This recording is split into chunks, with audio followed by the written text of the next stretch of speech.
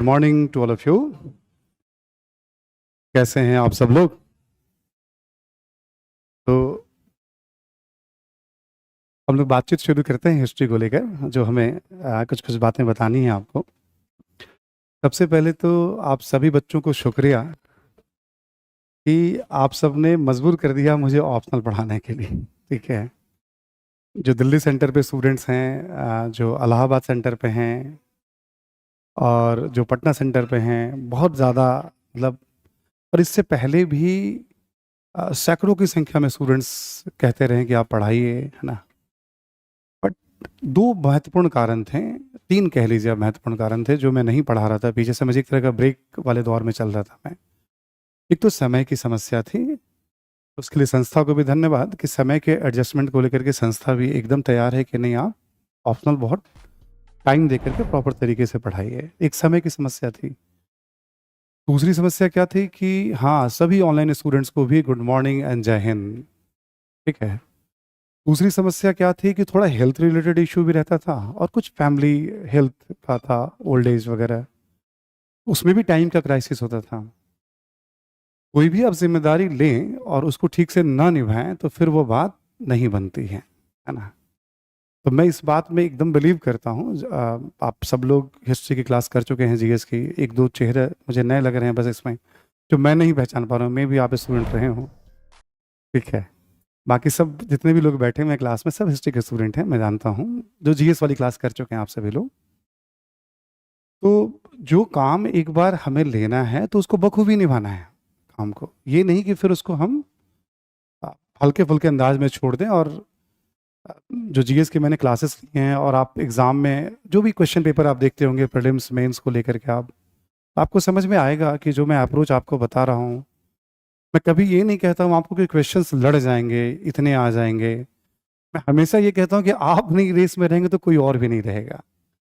हम यूपीएससी को ऐसे कैलकुलेट नहीं कर सकते ना, हम कि प्रेडिक्ट नहीं कर सकते हम कि नहीं मैंने कह दिया तो 20 आ जाएंगे, मैंने ऐसा कह दिया। ये मेथड ही रॉन्ग होता है। हम तैयारी ऐसी करें कि प्रारंभिक परीक्षा में उतने क्वेश्चन हमें मिल जाएं जिससे हम बहुत अच्छी स्थिति में आ जाएं। मुख्य परीक्षा में निश्चित तौर पर मैं नहीं तो कौन, ठीक है, मैं उस स्टेज पे आपको ले आऊं जहां मैं नहीं तो कौन। तो जो लोग भी पेपर पढ़ने के बाद दे रहे होंगे, अभी फिर मेंस होना है ना, तो हम उस लेवल पर तैयारी ले जाते हैं। इसलिए नहीं कि पिछली बार ये क्वेश्चन आ गया तो इस बार ये क्वेश्चन आ जाएगा। आना ही आना है, हमें उस तरह से पढ़ना है। आ जाएगा फिर तो मेरा सिलेक्शन कभी नहीं होगा। हम तैयारी इस तरह से करें कि मेरा होना ही चाहिए। बात पहुंच रही है ना आप लोगों तक? तैयारी हम इस तरह से करें कि मेरा होना ही चाहिए। सभी लोग, प्रजापति, सारिका और विशाल, सभी को गुड मॉर्निंग। ठीक है। हाँ, तो दूसरी बात, जो लोग मुझे नहीं जानते हो फिर भी, ठीक है, बहुत सारे लोग होंगे जो नहीं जानते होंगे, मैं एक बार बता दूं, मेरा नाम सुजीत है। और क्यों हंस रहे हैं आप लोग? परिचय देना में कोई, अच्छा, नई बात जानकारी चली आप लोगों के पास, ठीक है। और मैं दिल्ली विश्वविद्यालय से हिस्ट्री में ही ग्रेजुएट पोस्ट ग्रेजुएट हूँ। 4 अटेम्प्ट मेरे समय थे, चारों अटेम्प्ट हमने मेंस और इंटरव्यू भी फेस किया हमने आईएएस का। 10 साल से ज़्यादा ऑप्शनल पढ़ाने का अनुभव है। और टीचिंग की शुरुआत लगभग मैंने ऑप्शनल से की थी। हमने बताया कुछ अलग अलग कारणों से मैंने इसको ड्रॉप किया। और पिछले कई सालों से, इसके पहले भी मैं जहाँ पढ़ा रहा था, सैकड़ों बच्चे वहाँ भी मुझे अप्रोच करते थे, सैकड़ों, इनके 1000 भी पहुँच सकती है वो, समय समय पे अलग अलग बैचेज में, कि आप पढ़ा दीजिए। बट मुझे पता था कि मैं न्याय नहीं कर पाऊंगा, तो इसलिए मैं उससे विड्रॉ करता था। पीछे का अनुभव बहुत शानदार रहा है। जब भी हमने पढ़ाया है, कोई भी साल ऐसा नहीं रहा कि ऑप्शनल क्लासरूम से रिजल्ट ना हुआ हो। कुछ नाम मुझे याद है जिनका नाम मैं शेयर करूंगा, उसमें से 70-80% लोगों की कॉपी भी मैं आपसे शेयर करूंगा जब क्लास स्टार्ट हो जाएगी। तो जो भी नाम मैं बोलने जा रहा हूँ, मैं पब्लिक डोमेन पे बोलने जा रहा हूँ। ये लोग जो हमारे गाइडेंस में रहे हैं, क्लासरूम में रहे हैं, और जो लोग क्वालिफाई किए हैं, पुराने स्टूडेंट्स हैं, ऑब्वियस है, ठीक है। हम शुरुआती हम बात करें, हम, है ना, आईएएस स्टूडेंट की बात करें हम, तो एक जो हमारे टॉपरिंग कर रहे हैं वो करमवीर शर्मा जी रहे हैं, 27वीं रैंक, मध्य प्रदेश कैडर। जो भी नाम मैं ले रहा हूँ उसमें इत्तू सा भी लोचा नहीं, कन्फ्यूज़न नहीं है। क्लासरूम में थे तो क्लासरूम में थे वो, ठीक? बहुत सारे उनके इंटरव्यू पड़े हुए हैं, क्योंकि सोशल मीडिया से मैं बहुत दूर रहता हूँ, पहले भी और अब भी, ठीक है? इसलिए मुझे उसमें मज़ा नहीं आता, बट फिर भी आपको मैं बता दूँ, हर एक कोई भी ऐसा साल नहीं था 2017-18 तक जब रिजल्ट ना हुए हों,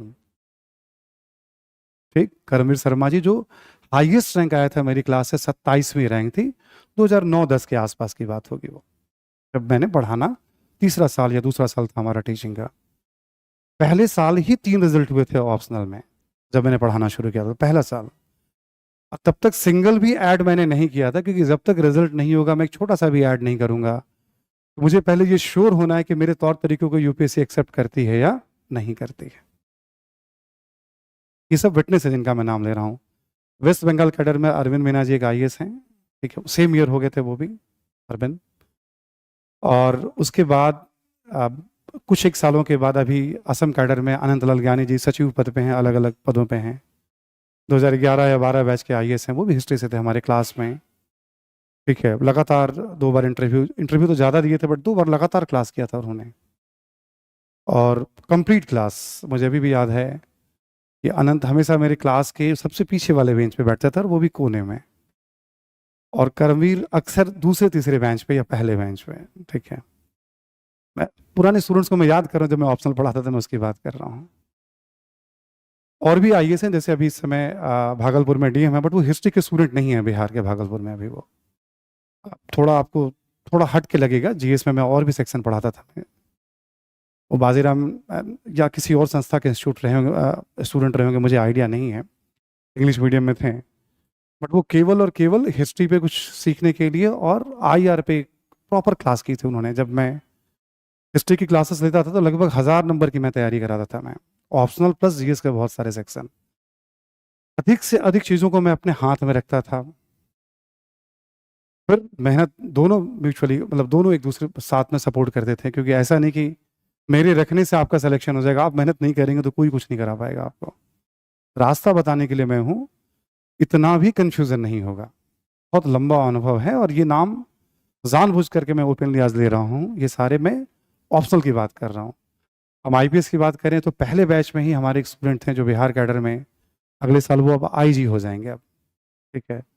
बहुत प्रभावी पोस्ट पे रहे हैं बिहार कैडर में। और सबसे लास्ट जिनका सिलेक्शन हुआ है, हरियाणा के नारनौल की रहने वाली हैं पंकज, असम में अभी विजिलेंस में है जहाँ तक मुझे ध्यान है। लास्ट मेरी जब उनसे बात नहीं, अभी हैदराबाद में कुछ स्पेशल ट्रेनिंग कर रही हैं वो भी, ठीक है। पंकज जो है अभी हैदराबाद में ट्रेनिंग कर रही हैं अभी वो। और टेस्ट सीरीज में और डिस्कशन वगैरह में यूपी कैडर में एक है मुश्ताक, अभी शायद ललितपुर में एसपी होंगे, बट वो प्रॉपर क्लास में नहीं थे मेरे, वो जुड़े हुए थे। हम आईपीएस की बात करें, हम ऐसे ही हरियाणा कैडर में एक राजेंद्र मीना जी भी हैं, वो भी अभी रिसेंटली भी उनसे बातचीत हो रही है इधर कुछ कुछ और मुद्दों पे, है ना। ये सब क्लासरूम से जुड़े हुए रहे हैं। ऐसे ही आईआरएस आईटी की बात करें हम तो संजय हैं, संजय जी अभी मध्य प्रदेश में पोस्टिंग अब कमिश्नर होने वाले हैं, वो भी संदीप लकड़ा जी हैं, ये दोनों भी पहले बैच में थे हमारे। आईआरएस कस्टम की बात करें तो जो हमारा पहले बैच दूसरे बैच के स्टूडेंट है नागेंद्र जी, अभी जस्ट कुछ महीने पहले कमिश्नर कस्टम अहमदाबाद अभी गए हैं, प्रमोट होकर के दिल्ली में थे वो। मैं एक एक बात बता रहा हूँ केवल ऑप्शनल की, विद रिकॉर्ड। आज तक इतने दिनों की क्लास में मैंने कभी किसी का नाम नहीं लिया, क्योंकि वो सभी मेरे ऑप्शनल के स्टूडेंट्स हैं। इससे कई गुना ज़्यादा स्टूडेंट हैं मेरे जीएस में, इंटरव्यू में, टेस्ट सीरीज में। मैं उनकी बात कर रहा हूँ जो मेरी क्लास में बैठते थे, ठीक।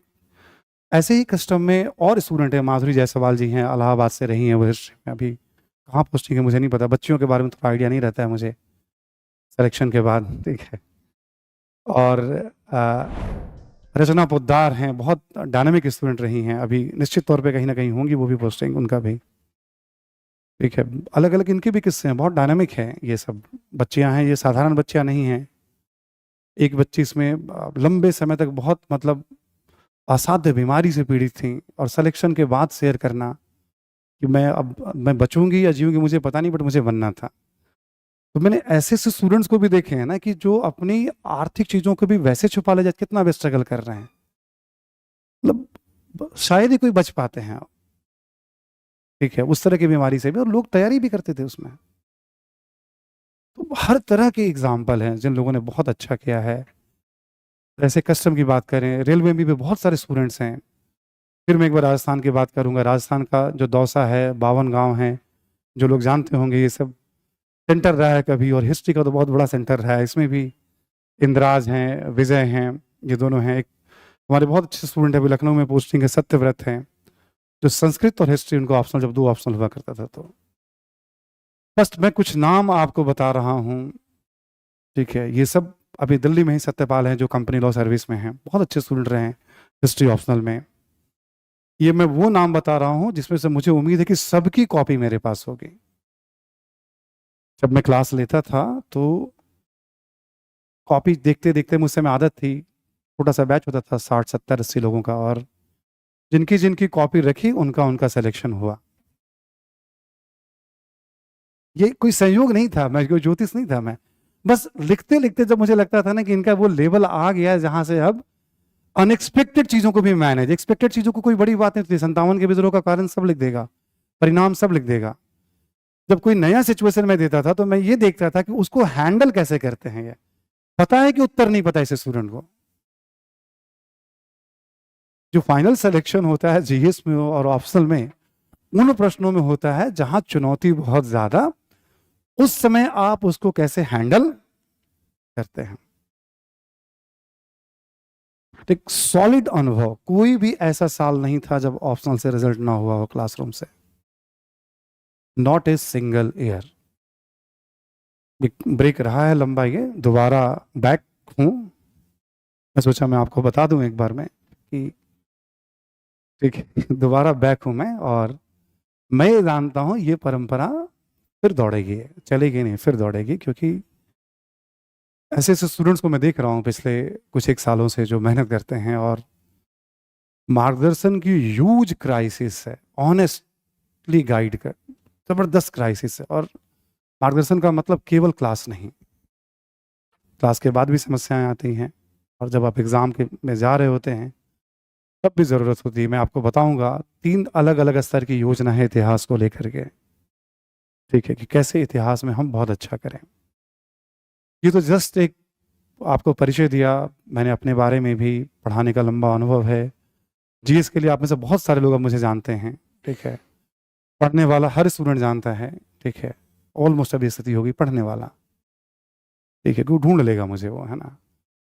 और बहुत सारे बच्चे अब हिंदी वाली मेरी क्लास, अंग्रेजी में भी उसको पढ़ते हैं, सुनते हैं, ट्रांसलेट करते हैं। मेरे पास सेलेक्टेड लोगों की भी लिस्ट है जो मुझे मिलते हैं, कॉम्प्लीमेंट देते हैं, है ना। तो वो एक हिस्सा था जो हो गया, वो चल रहा है अभी। तब मेरा रोल क्या होता था, लगभग 100 नंबर का मेरा रोल होता है जीएस में, ठीक। 1750 नंबर की आपकी तैयारी में 100 नंबर की भूमिका है। दूसरा एक रोल मैं क्या लेके चलता हूं हमेशा जीएस में, कि आपको तैयारी, आपकी तैयारी को एक दिशा मिले, कैसे तैयारी करनी चाहिए, कैसे नोट्स हो, कैसे आप रिवीजन करें, कैसे प्रैक्टिस करें। इन चीज़ों पे फोकस होता था कि चलो 100 नंबर का ही रोल है हमारा तो कोई बात नहीं, कम से कम कुछ और कंट्रीब्यूट करूं।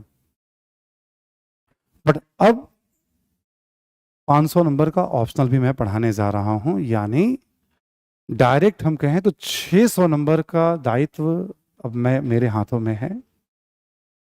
मैं जिस दौर की बात कर रहा हूं उस दौर में करीब करीब मैं 800 से 1000 नंबर अपने हाथों में लेके चलता था मैं। उसमें जाने की मुझे ज़रूरत नहीं है, ठीक है। सोने के अलावा मैं केवल पढ़ता और पढ़ाता ही था उस समय, देखें। तो ये वो दौर था, क्योंकि हमें पता था कि बहुत पढ़ने की जरूरत नहीं है, बच्चों को बस दिशा पता चले, और थोड़ा जब जब कंफ्यूजन हो, कंफ्यूजन दूर करने के लिए कोई उपलब्ध हो। कंफ्यूजन आते रहते हैं, ठीक है। कोई समस्या हो तो उसको दूर करने के लिए कोई उपलब्ध हो, कि थोड़ा उसको सही अपने अनुभव से रास्ता। बाकी तो बच्चों का परिश्रम है, परिश्रम करेंगे तो उन्हें कोई रोक नहीं पाएगा।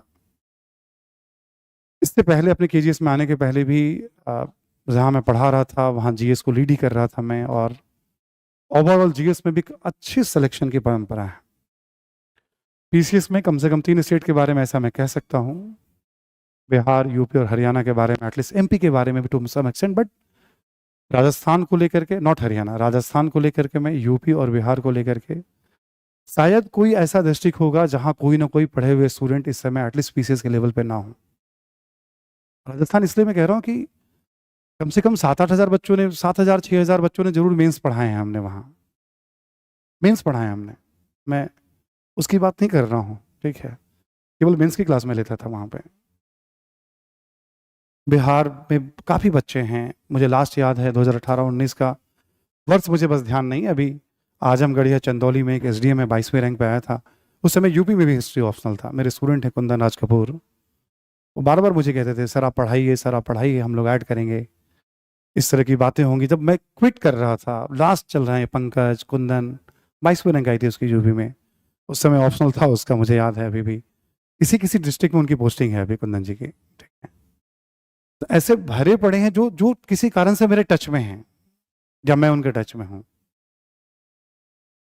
तो ऐसा रेयर होगा, और आगे भी ये परंपरा बहुत मजबूती से आईएएस में चलने वाली है। हमने कहा ना आपको, एक भी साल गैप नहीं हुआ था।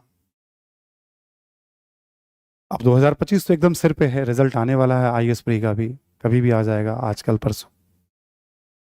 तो 25 सिर पे है, मैं 25 के लिए मैं क्या कर पाऊंगा मुझे नहीं पता अभी, कितना कंट्रीब्यूट करूंगा मैं। 26 के लिए मैं आपको श्योर करता हूँ ये बैच भी बहुत सिस्टमेटिक तरीके से पूरा होगा, और जो मैं 3 लेवल की बात करने जा रहा हूँ वो तीनों लेवल में इंप्लीमेंट भी करूंगा मैं, ठीक है। कह रहा हूं तो मैं करूंगा उसको मैं, ठीक है।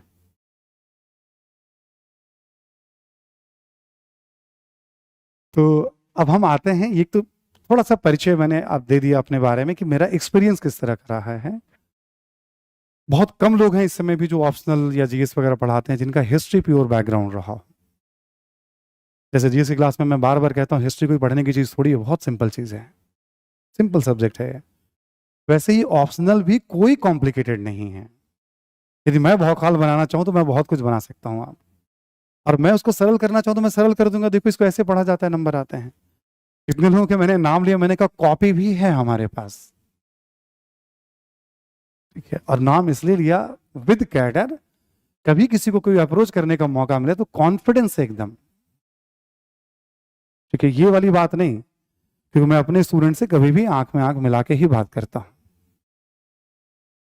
पहले काम करता हूं, उसके बाद वो भरोसा मैं अर्न कर लेता हूं कि हाँ मैं कह सकता हूं, ठीक। तो 1 साल अभी ये जो हमारा प्रोसेस होगा, इस पर थोड़ा हम बात कर लेते हैं, हम लोग क्या कैसे करेंगे। हम थोड़ा मैं आपको ब्रीफ में हिस्ट्री ऑप्शनल का एक परिचय दे दूं मैं, ठीक। सिलेबस के बारे में थोड़ा बताऊंगा आपको मैं।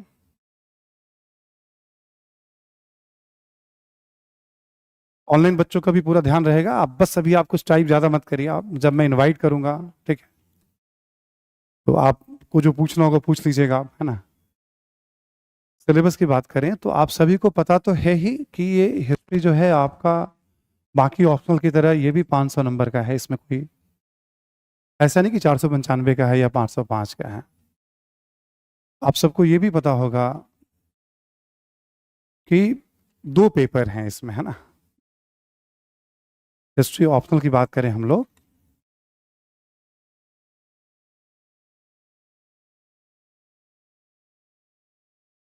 तो इसमें 2 पेपर हैं, ठीक है। पहला पेपर जो फर्स्ट पेपर है आपका,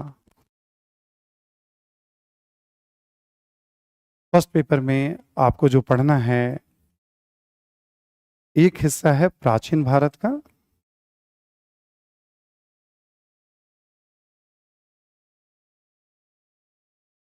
ठीक है। आप सब जानते होंगे प्राचीन भारत में सिलेबस में 12 यूनिट दिए गए हैं। टॉपिक का नाम जैसे स्रोत, स्रोत के अंदर क्या पढ़ना है, सिलेबस में अलग से आप बताऊंगा आपको जब क्लास के साथ मैं चलूंगा। मैं खाका रख रहा हूं आपके सामने, क्योंकि सिलेबस में एक तरफा बात करूंगा, आप उसमें इन्वॉल्व नहीं हो पाएंगे। अभी जितना आप पकड़ सकते हैं उसको पकड़िए आप। जो जो सब्जेक्ट में स्टार्ट करूंगा, हर सब्जेक्ट का एक इंट्रोडक्शन होगा। एंशिएंट करूंगा तो उसका एक इंट्रोडक्शन होगा, मेडिवल करूंगा तो उसका एक इंट्रोडक्शन होगा कि मेडिवल को कैसे हैंडल करना है ना। ये अप्रोच रहता रहा है पहले भी क्लास में, अभी भी वैसा ही अप्रोच होगा, बट फिर भी 12 यूनिट, यूनिट कहने का मतलब जैसे हमने कहा पाषाण काल, हमने कहा हड़प्पा सभ्यता, तो यहां साफ साफ मेंशन है कि हड़प्पा सभ्यता में आपको क्या क्या पढ़ना है। ऐसे करके प्राचीन भारत में 12 यूनिट दिए गए हैं, ठीक। और ऐसे ही मध्यकालीन भारत में भी 12 यूनिट दिए गए हैं।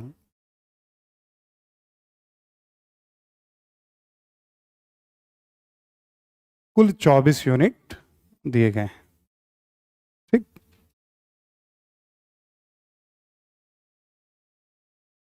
कुल 24 यूनिट दिए गए हैं।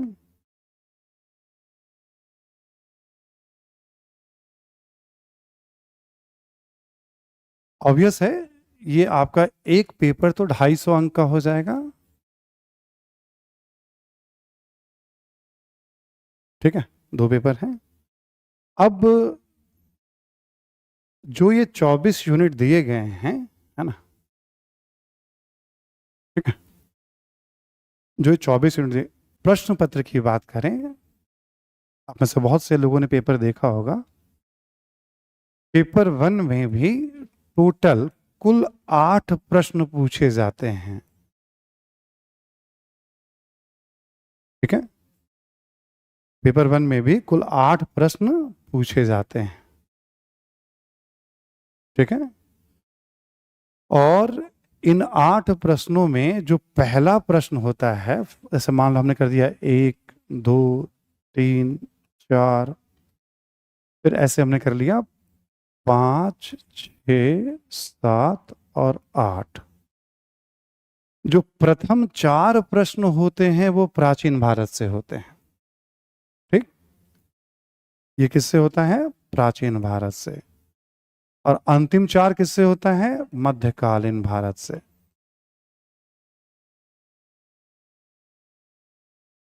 ठीक, इंपॉर्टेंट क्या जो बात मैं इसमें बताना चाह रहा हूं, पहला क्वेश्चन मैप पे होता है। ठीक है, यूपीएससी एक मैप देती है ना? मान लीजिए एक मैप ऐसे बना हुआ आ जाएगा और उसमें साइट्स वगैरह दिए रहते हैं। सपोज दैट मान लीजिए दे दिया गया ऐसे कोई साइट्स, ऐसे करके ये लो मान दे दिया डॉकयार्ड, जैसे इस बार पूछा था डॉकयार्ड, ऐसे दे दिया। यहाँ पे लिखा हुआ 8 नंबर और कह देगा 8 नंबर में डॉकयार्ड। पहचानना है आपको कि हाँ डॉकयार्ड यानी लोथल मिला है। हमने पहचान लिया लोथल, और लोथल पे 30 शब्दों में हमें लोथल के बारे में, हड़प्पा का एक महत्वपूर्ण स्थल गुजरात में स्थित, ऐसे करके हमें ऐसे 20 स्थल पूछे जाते हैं।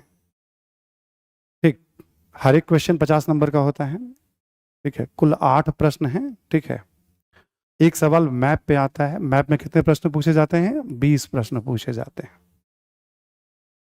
ठीक,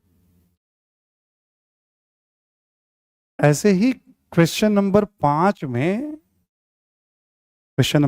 में आप देखेंगे 5 शॉर्ट नोट्स होते हैं। टोटल 5 शॉर्ट नोट्स पूछे जाते हैं।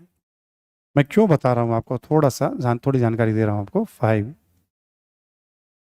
क्वेश्चन नंबर 1 और 5 कंपलसरी होता है। क्वेश्चन नंबर 1 और 5 कंपलसरी होता है।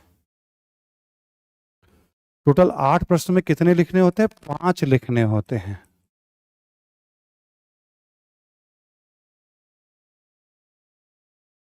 8 प्रश्न में कितने लिखने होते हैं? 5। ये सब पेपर दे के भी बताऊंगा, लेकिन एक बार जब क्लास में है, हिस्ट्री ऑप्शनल की क्लास है, एक शुरुआती परिचय आपको हो जाए।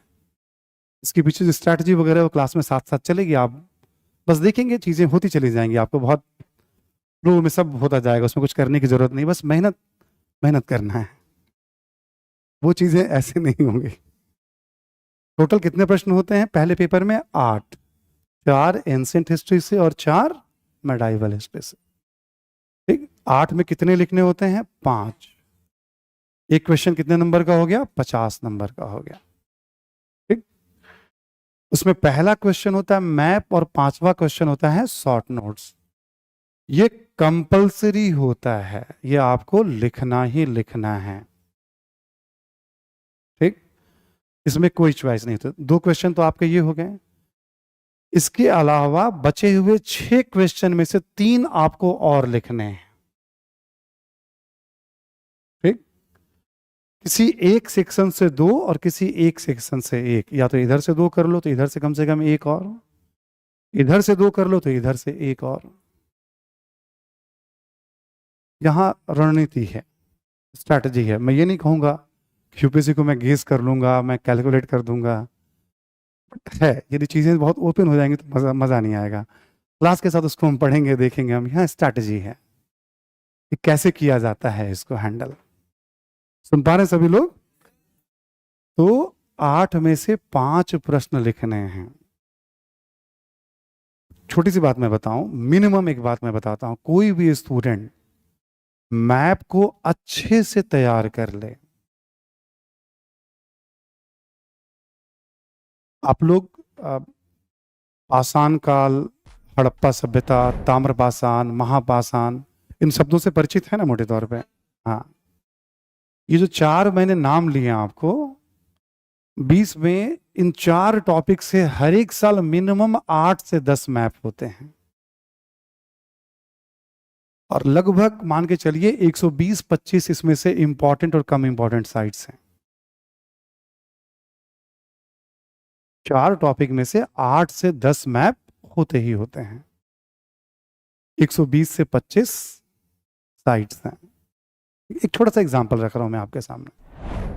फिर प्राचीन काल में मंदिरों के बारे में आपने सुना होगा, पूर्व मध्य काल में, प्राचीन काल में, चोलों के समय, पल्लवों के समय, गुप्तों के समय।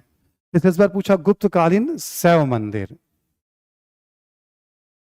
ठीक है, कोई भी स्टूडेंट जो जीएस भी पढ़ के गया होगा, ठीक है, जैसे तिगवा विष्णु मंदिर, एरन विष्णु मंदिर है ना, ऐसे करके उदयगिरी में भी वराह मंदिर है, झांसी दशावतार मंदिर, भूमरा शिव मंदिर। बस पूछा गुप्तकालीन शिव मंदिर। मैक्सिमम मंदिर कहाँ मिल रहे हैं? एमपी में, और एक आधा।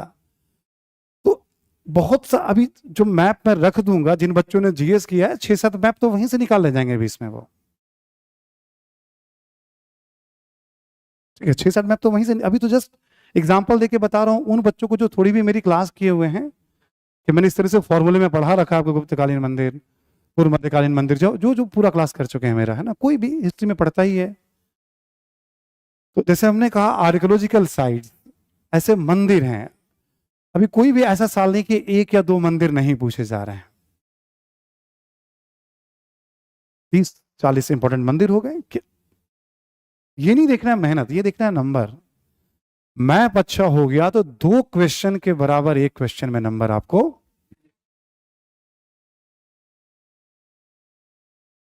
प्राचीन काल में जितने भी राज्य हैं, गिने चुने राज्य हैं, उनके कैपिटल,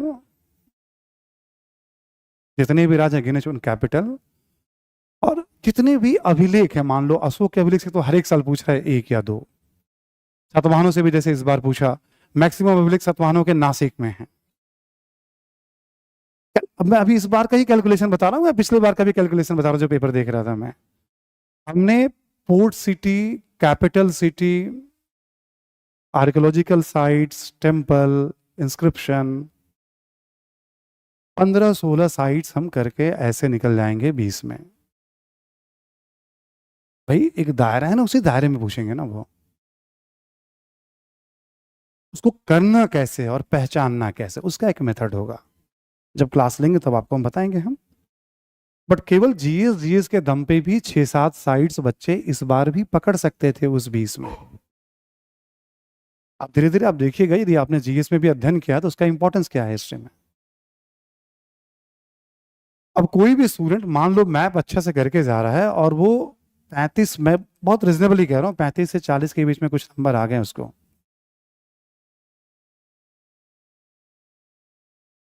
बाकी 4 क्वेश्चंस में यदि 25-25 नंबर भी आ गए स्टूडेंट को, 100 नंबर, तो वो 140 के रेंज में चला गया। अब जब पता है कि यहाँ ऐसा सिस्टम है, हम 250-300 मैप अच्छे से हम तैयार करें, हम कुल संख्या 400-450 की है। ठीक है, मैं तो अधिकतम भी सोचता हूँ ना कि जब हमें लेना है तो एक ही बार मेहनत करके नौकरी लेके निकल जाना, हमें क्या बार बार उसमें फिर पीटी निकाला, फिर मेंस दे रहे हैं, फिर पीटी निकाला, फिर मेंस दे रहे हैं, क्यों? कहानी खत्म करनी है। फिर भी मोस्ट इंपोर्टेंट की मैं बात कर रहा हूँ, 200-250 के अराउंड मोस्ट इंपोर्टेंट है, इसको कवर करने पे 14-15 साइट्स हमें मिलेंगे ही मिलेंगे। 2 लेवल की योजना होगी इसमें भी। कराऊंगा तो मैं पूरा ही, बट उसमें फिर एक बार केवल हमने यहाँ 35 से 40 नंबर उठा लिए तो पहले पेपर में 140 नंबर बिना किसी संदेह के। सुन पा रहे हैं सभी लोग? तो पहला paper ancient history, medieval history, दोनों में 12-12 यूनिट। मैं अब प्रश्नों को भी लूंगा सिलेबस को लेके, जैसे लेंदी है तो ये है, स्कोरिंग है तो क्या है, तो 2-4 लॉजिक आपके सामने रख दूंगा मैं, है ना, सोचने के लिए, ठीक। बट सिंपल सा एक मेथड जो बच्चे एग्जाम के लिए प्लान कर रहे होंगे, है ना, कैलकुलेशन पे है ये। यदि आपने प्लान कर लिया तो आपकी बात यहाँ पे, और इसमें मेहनत करना है आपको, और शुरू से मेहनत करना है इसमें आपको। जहां नंबर आने शुरू से में प्लान करना चाहिए, 8 ऐसे हो जाएंगे। किसी बच्चों को लगता है कि एकदम न्यूनतम पढ़ना है हमें, मेडिवल इंडिया खूब अच्छे से तैयार कर ले, मैप अच्छे से तैयार कर ले, ठीक है, बाकी 12 यूनिट में जो पढ़ा पढ़ा, नहीं पढ़ा नहीं पढ़ा, ठीक है। अब मैं बताऊंगा आपको क्लास के साथ, है ना।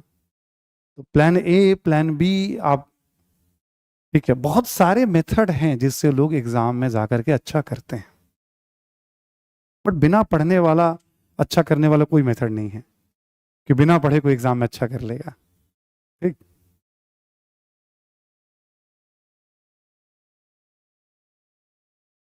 मीनाक्षी, मेरी बात करवा दीजिए सर से। सर तो सबकी सबसे बात करेंगे, आप लोग थोड़ा सा बस वो रखिएगा आप, है ना।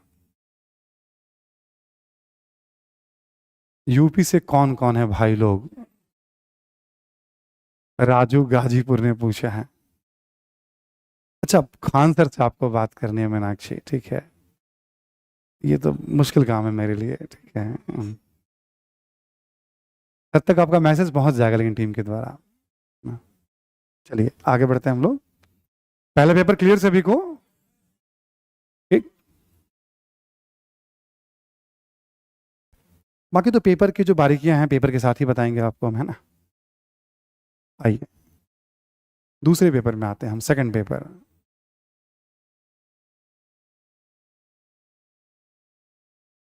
एक आपको पढ़ना है इसमें आधुनिक भारत,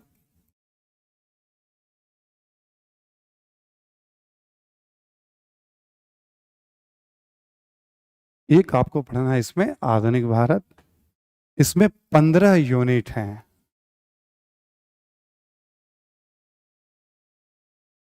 जैसे आप में से जो लोग जीएस में साम्राज्य विस्तार पढ़ते होंगे, उसमें 2 यूनिट है। तो साम्राज्य विस्तार पढ़ते होंगे ना सब, पलासी की लड़ाई, कर्नाटक युद्ध, बक्सर का युद्ध, मैसूर, मराठा, पंजाब, उसमें 2 यूनिट हैं। जो लोग संवैधानिक विकास पढ़ते हैं 1773 से लेकर 1935 तक का अधिनियम, उसमें 2 यूनिट है, यानी 4 यूनिट तो यही हो गए।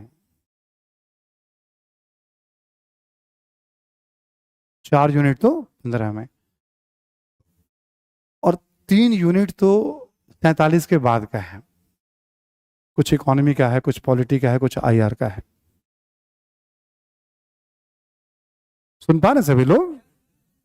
अब जब हमने 4 यूनिट कहा तो इस 4 यूनिट पे केवल जीएस के दम पे कोई भी सवाल पूछा गया हो अब तक, केवल जीएस के दम की बात कर रहा हूं मैं,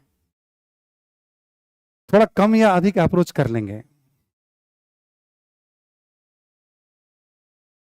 अब चूंकि मुझे नहीं पता ना कौन कितना रिवीजन करके आया, वरना अभी लास्ट 2024 के पेपर को भी मैं मॉडर्न जीएस की क्लास और वर्ल्ड हिस्ट्री की क्लास के बेसिस पे अभी के अभी डिस्कस करा सकता हूं, अभी के अभी। बट कौन कितना रिवीजन करके आया मुझे नहीं पता, मैं डिस्कस कराऊंगा, अकेले एंजॉय करूंगा, मुझे तो सिखाना है ना आपको, पार्टिसिपेट कराना है मुझे, मैं अभी के अभी डिस्कस करा सकता हूं।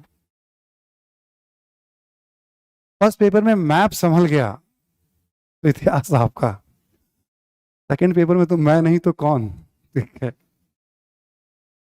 सेकंड पेपर को लेके इतना आत्मविश्वास है, अब भी जब हम लोग पढ़ते थे, जब हम कराते थे, क्योंकि सेकंड पेपर में ना एनालिसिस होता था, मजा बहुत आता था।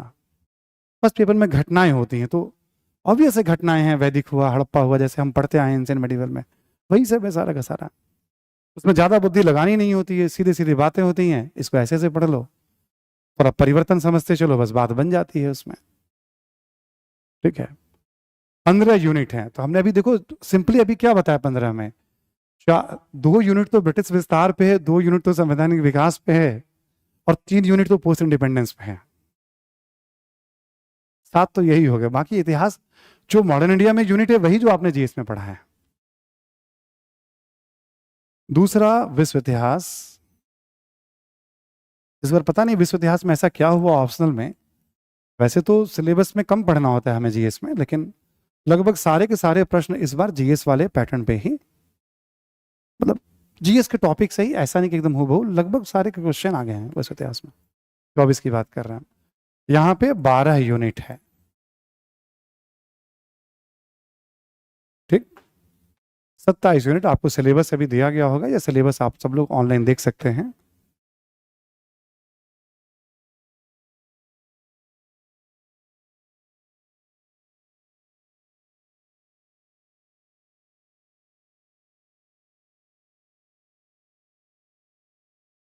थोड़ा इसको मैं और एक स्टेप आपको आगे बता दूं। आधुनिक भारत विश्व इतिहास की बात करें हम, इसमें भी टोटल कितने प्रश्न पूछे जाते हैं, वही सेम 8 प्रश्न। कितने लिखने होते हैं, 5। सेम कहानी। ठीक, question number 1, question number 2, question number 3, question number 4 आधुनिक भारत से होंगे। ठीक है, यूनिट टॉपिक है शिवम, यूनिट टॉपिक है, जैसे हमने बताया आपको साम्राज्य विस्तार पे 2 यूनिट है, तो 2 टॉपिक है, टॉपिक समझ लो आप उसे। ठीक है, ऐसे ही हम आ जाएंगे क्वेश्चन नंबर 5, 6, 7 और 8। ये हो जाएगा आपका वर्ल्ड हिस्ट्री से। आपको फिर एक बार ये ध्यान रखना पड़ेगा, पहला क्वेश्चन कंपलसरी है। ठीक, मॉडर्न इंडिया में 5वां क्वेश्चन भी कंपलसरी है मॉडर्न इंडिया में। ठीक है, दोनों क्वेश्चन कंपलसरी है मॉडर्न इंडिया में, ये बस आपको ध्यान रखना पड़ेगा। 5 छोटे छोटे शॉर्ट नोट्स आते हैं, वो सब शब्दों का कैलकुलेशन, राइटिंग क्लास के साथ में आपको बताऊंगा मैं, है ना। सेम कहानी है, अब आपको 2 तो आपको लिखना ही लिखना, 3 और लिखने हैं। 3 में एटलीस्ट एक, मान लीजिए हमने यहां से 1 और 2 लिख दिया, तो यहां से हमें 2 और 7 और 8 लिख दिया, 2, 3, 4, 5, ऐसे 5 क्वेश्चन हो गए। ठीक, सेम सिस्टम है। कंपलसरी को हैंडल करना बहुत जरूरी होता है, क्यों, इसमें ऑप्शन देखो, हमें 8 में 5 लिखना है, जिसमें 2 लिखना ही लिखना है, तो कंपलसरी को हर हालत में अटेम्प्ट करने, वहीं पे बात, सबसे ज्यादा कंपलसरी के कारण एफर्ट लगता है। कंपलसरी को हटा दिया जाए कि 8 में कोई 5 लिखे, फिर तो कहानी बन जाएगी। कंपलसरी के कारण हमें, ठीक है, तो ये आपका सेकंड पार्ट है। ठीक, एनालिटिकल पार्ट है पूरा का पूरा। मॉडर्न इंडिया, मॉडर्न इंडिया समझो एक तरह से 2 ही थीम है इसमें, एक थीम है राष्ट्रवाद का और एक है उपनिवेशवाद का। ऐसे विश्व इतिहास भी थीम पे चलता है। जिन लोगों ने जीएस की क्लास कर रखी है उनको बहुत एफर्ट लगाने की जरूरत सेकंड पेपर में नहीं है। मैं एग्जांपल देके बताऊंगा आपको। ठीक,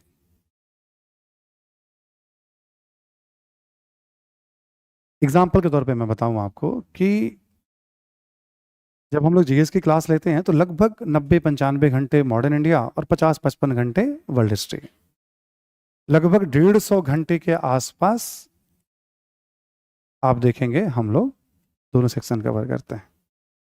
ऑप्शनल में आप मान के चलो 210 घंटे से लेके 220 घंटे के बीच में, 150 घंटे और फिर हमें 210, यानी 60-70 घंटे का और अध्ययन हमें बढ़ाना है उसमें। उसमें से कुछ भी चीजें नहीं बदलने वाली जो आपने पढ़ा है। समझ पा रहे हैं आप? 210 से 220, 110 घंटे के आसपास मान लीजिए, ये 100 घंटे के आसपास मान लीजिए वर्ल्ड हिस्ट्री। 5-10 घंटा थोड़ा आगे पीछे डिपेंड करता है कैसा बैच है, कैसा मोमेंटम है ना।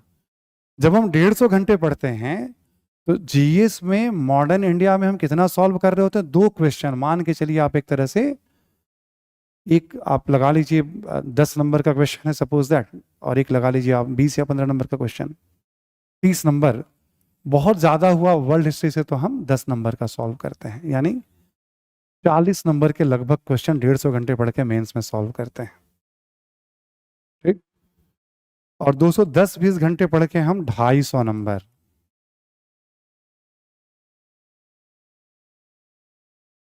बच नहीं सकते उससे हम। ठीक। 210-20 घंटे सॉल्व करके कितने नंबर हम सॉल्व करेंगे? हम 250 नंबर का।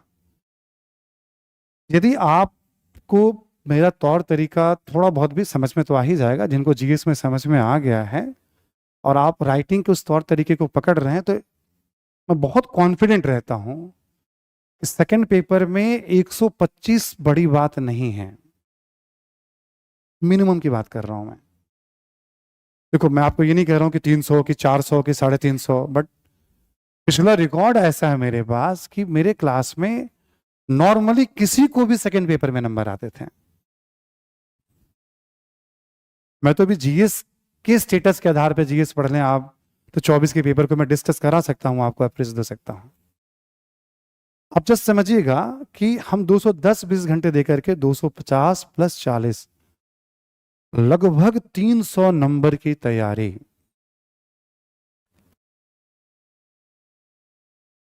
हिस्ट्री क्यों इतना महत्व रखता है तैयारी में, है ना? छोटी सी बात मैं रख रहा हूं आपके सामने।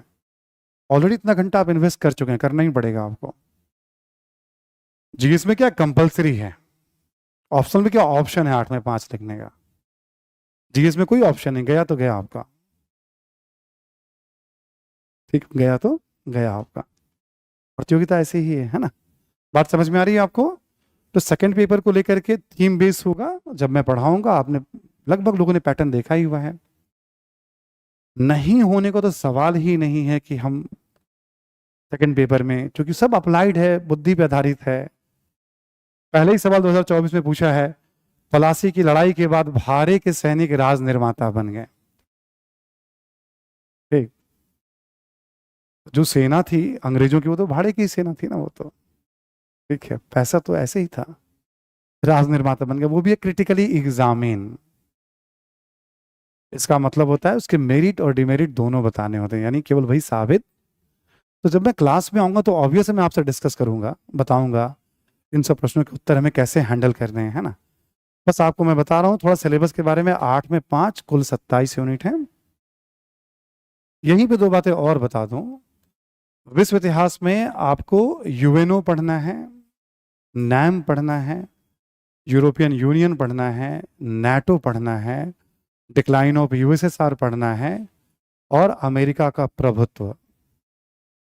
ये ऐसे टॉपिक हैं जो सीधे सीधे आपके आईआर से कनेक्ट हो जाते हैं। मैं पोस्ट इंडिपेंडेंस की बात करूं, मैं हिस्ट्री की बात नहीं कर रहा हूं, मैं अलग से 6 टॉपिक ऐसे हैं जो सीधे, आप यूएन पढ़ना है आपको, नाटो पढ़ना है आपको, ईयू पढ़ना है आपको। ठीक। हम पोस्ट इंडिपेंडेंस की बात करें, आजादी के बाद का भारत में सिलेबस आप कभी के देखेंगे आप, उसमें आपको लैंड रिफॉर्म पढ़ना है, प्लानिंग के बारे में आपको पढ़ना है, पड़ोसी राज्यों से विदेश नीति के संबंध में आपको अध्ययन करना है। पोस्ट इंडिपेंडेंस का टॉपिक वैसे भी पढ़ना है, आप मॉडर्न इंडिया आपका हो या ना हो, ऑप्शनल हो या ना हो। इस 27 में आप ये समझ लीजिए कि लगभग 7 यूनिट आपको वैसे भी पढ़ने, 7 टॉपिक समझ लीजिए आप मेजर, है ना? आपका ऑप्शनल हो या ना हो। ठीक। पढ़ने ही पढ़ने हैं आपको, यूएन, नाटो, ईयू। हाँ, थोड़ा यहाँ हिस्टोरिकल कॉन्टेक्स्ट में पढ़ते हैं, थोड़ा करंट में, करंट सिनारियो में पढ़ते हैं, बट चीजें सब इंटरलिंक्ड होती हैं। हमने आपको सिलेबस का एक संक्षेप में आइडिया दिया।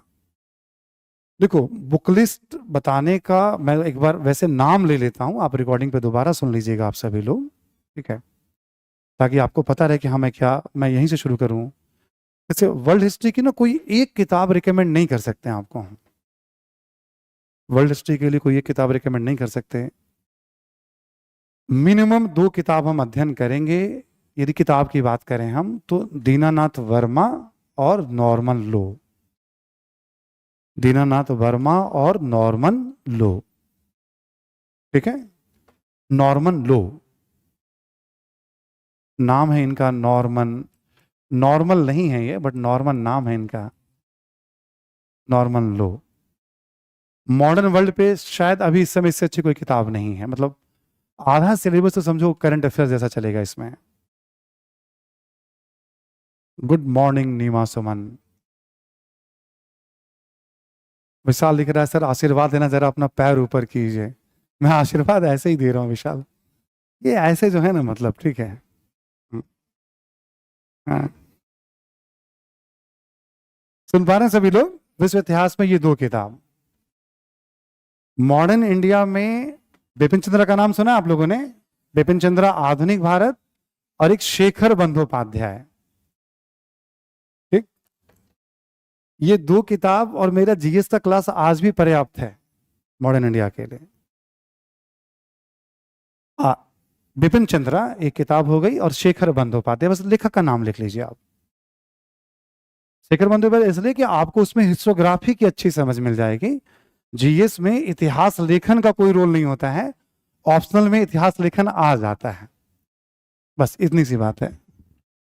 क्लास के साथ क्या पढ़ना नहीं पढ़ना वो मैं तय करूंगा, बस जो बच्चे क्लास किसी कारण से ना करें उनको लगे कि किताब मेरी नजर में जो किताब है ना।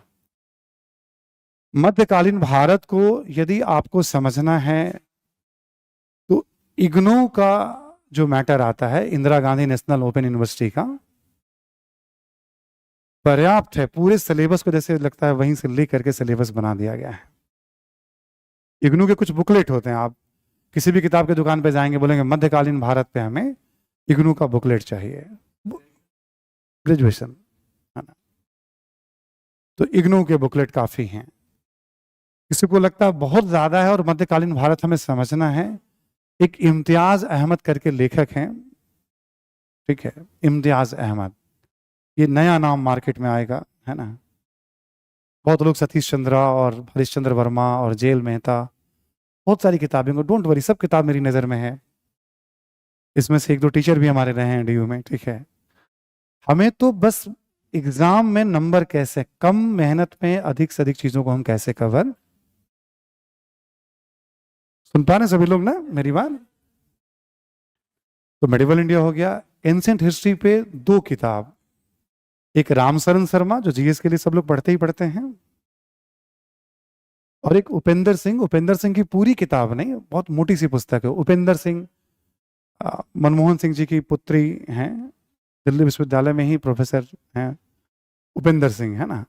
उनकी किताब आती, बहुत मोटी पुस्तक है, बट रिसेंट सबसे अच्छी किताब वही है। उसमें भी टारगेटेड है, पेज नंबर, चैप्टर, अब वो क्लास के साथ ही संभव है, ठीक। आपको क्या करना है, कितना करना है, वो मैं समझूंगा, बट मैंने अपनी तरफ से आपको रीडिंग इतनी दे दी कि आप में एबिलिटी है तो आप इन किताबों को पढ़ के और जीएस वाली क्लासेस के दम पे बहुत आसानी से आप इस एग्जाम को हैंडल, एबिलिटी है तो। बट पढ़ने में जैसे 1000 पेज की किताब है तो हो सकता है आपको कई महीने लग जाए पढ़ने में ही। आपको क्या पढ़ना है, क्या नहीं पढ़ना है, क्या छोड़ना है, उसमें बहुत सारी बातें होती हैं, है ना। फिर भी एक बार शिक्षक धर्म के नाते, ठीक, मैंने आपको बता दिया कि ये किताब एकदम और मिनिमम करनी हो इसमें आपको पहली बार तो रामशरण शर्मा, इम्तियाज अहमद, बिपिन चंद्रा, ठीक है, और डीएन वर्मा। नहीं, वर्ल्ड हिस्ट्री में कॉम्प्रोमाइज नहीं कर सकते, मजबूरी है।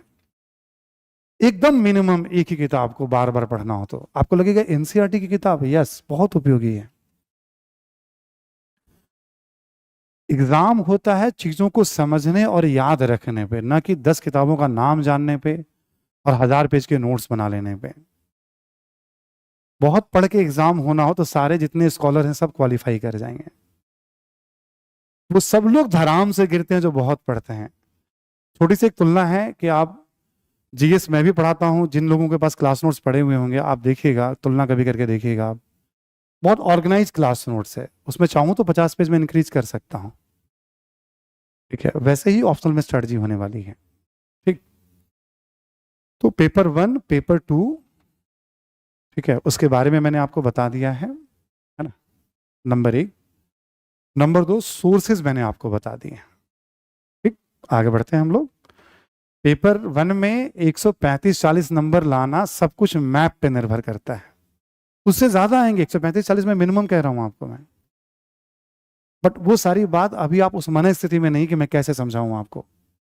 जैसे आपके पास रॉ मटेरियल होना चाहिए ताकि मेरी बातों को आप पकड़ पाए। क्लास में क्या होता है, पहले आपको मैं टॉपिक पूरा बिल्ड करता हूं, फिर प्रश्न और स्ट्रेटजी पे बात करता हूं, है ना। और सेकंड पेपर में यदि आपने केवल क्लास लेक्चर हमारी ठीक से कर ली तो 125 से कम नंबर नहीं आएंगे आपको। मैं न्यूनतम रेखा खींच रहा हूं। ठीक, केवल क्लास कर लेंगे आप तो 125 से कम आएंगे नहीं। थोड़ा राइटिंग, केवल क्लास करना नहीं, मतलब राइटिंग एटलीस्ट एक मिनिमम प्रेजेंटेबल अंडरस्टैंडिंग हो जाए क्वेश्चन की। तो यानी बहुत बुरे हालत में मैं आपको श्योर करूं, यदि आप मेहनत करते हैं तो 250 260 नंबर आपके कहीं। बढ़ाना तो आपके हाथ में है। अचानक से कोई बोलेगा अरे सर इसमें क्या होता है, ठीक है, रिजल्ट ही नहीं होता है, नंबर तो छोड़िए आप। बहुत बड़ी क्राइसिस है इस समय ऑप्शनल को लेकर के। मेगा क्राइसिस है, पूरे पैन इंडिया की मैं बात कर रहा हूँ ऑप्शनल टीचिंग को लेकर के। हिंदी में तो ह्यूज क्राइसिस है, कहने के लिए है, ठीक है, फुर्सत नहीं है कि क्या चल रहा है कैसे बताएं, कि पढ़ाते आ रहे हैं इसलिए हम पढ़ा दे रहे हैं। हम वो काम तो हमें फिर नहीं करना है। जैसे हमने कहा, एक भी साल खाली नहीं गया था। ये पिछले रिकॉर्ड का ही तो थोड़ा बहुत खौफ रहता है पढ़ाने वाले लोगों पे। यदि मैं कहीं पढ़ाता हूं तो वो अलर्ट हो जाते हैं, ठीक है, वो क्या कर रहे हैं कैसे कर रहे हैं। मैं अब तक कभी किसी का कौन कैसे पढ़ाता है मुझे नहीं पता, कुछ भी नहीं पता रहता है मुझे, ना जीएस ना ऑप्शनल, क्योंकि मेरा अपना खुद का मेथड होता है, क्योंकि मैं एकेडमिकली भी बहुत साउंड बैकग्राउंड रहा है और यूपीएससी का भी बहुत शानदार अनुभव है, पढ़ाने का भी अनुभव है। मैं खुद ही कैलकुलेट करता हूं मुझे कैसे चलना है। पहले साल से यूपीएससी ने स्टैंप लगाया है। देखिए अब तक हम लोगों ने क्या क्या बातें की। नंबर 1, शुक्रिया अदा किया मैंने आपका, कि आपके कारण मैं यहाँ हूँ। नंबर 2, थोड़ा मैंने अपना नाम बता दिया आपको जो लोग नहीं जानते। कुछ रिजल्ट्स मैंने बताया आपने, ठीक है। समझिए एक लंबे ब्रेक पे चले गए थे, वापस आ गया हूँ, ठीक है। दूसरी बात बताई मैंने आपको। तीसरी बात, थोड़ा सिलेबस के बारे में बताया मिनिमम, साथ साथ कुछ नंबर वंबर के पैटर्न, क्योंकि देखो जब हम पढ़ते हैं थोड़ा तो ये चीज़ तो चाहिए जिसके लिए मैं आज हम लोग आए हैं यहाँ पे, है ना। अब मुझे मॉडर्न की बात करनी तो कम से कम 2 घंटे मॉडर्न की बात करनी पड़ेगी, वर्ल्ड की बात करनी पड़ेगी, है ना। आज हम मिल रहे हैं तो हम एक परिचय, कोर्स मैंने आपको बता दिए हैं। चौथी बात, क्लियर सभी को। ये टीचिंग मेथड में भी है हमारे, जब भी मैं क्लास लेता हूँ तो मैंने कितना पढ़ाया आपको एक बार हम कैलकुलेट करते रहते हैं, उसको हम लोग रिविजन करते रहते हैं। फिर आगे बढ़ते हैं हम लोग, ठीक है। इससे आगे 2 छोटी छोटी बातें और हैं, है ना, और कुछ आपके सवाल हो जाएंगे, है ना। एक बहुत बड़ा मिथ है हिस्ट्री को लेकर के,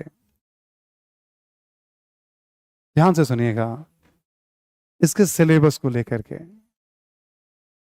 कई बार सेलेक्टेड बच्चे भी बोलते हैं कि अरे इतने सारे पेजेस है, सिलेबस इतना पढ़ना है। ठीक, बस मुझे यहाँ पे 2-3 छोटी छोटी बातें आपके सामने रखनी है कि जीएस का सिलेबस किसी को थोड़ा बहुत ध्यान हो तो मॉडर्न इंडिया में क्या लिखा हुआ है, 18वीं सदी के मध्य से वर्तमान तक। ठीक, केवल ये एक लाइन लिखा हुआ है, इसके साथ 2 लाइन और लिखा हुआ है, ठीक है, 3 लाइन लिखा हुआ है उसमें। लगभग 90-95 घंटे पढ़ते हैं उस पर हम। तो क्या ये सिलेबस छोटा हो गया? और उसमें 15 टॉपिक लिख दिए गए कि इस टॉपिक के अंदर क्या क्या पढ़ने, इसलिए वो सिलेबस बड़ा हो गया। ये मूर्खों वाला तर्क है। सिलेबस छोटा करना होता तो वो लिख देते हैं भारत का इतिहास, ना अलग से एंशिएंट लिखते, ना मेडिवल लिखते, ना मॉडर्न लिखते, बात खत्म। इससे छोटा कोई सिलेबस हो सकता है क्या? नहीं हो सकता ना। ध्यान से सुनिएगा मेरी बात, अभी जो मैं बताने जा रहा हूँ, जो थोड़े बहुत कंफ्यूजन होंगे।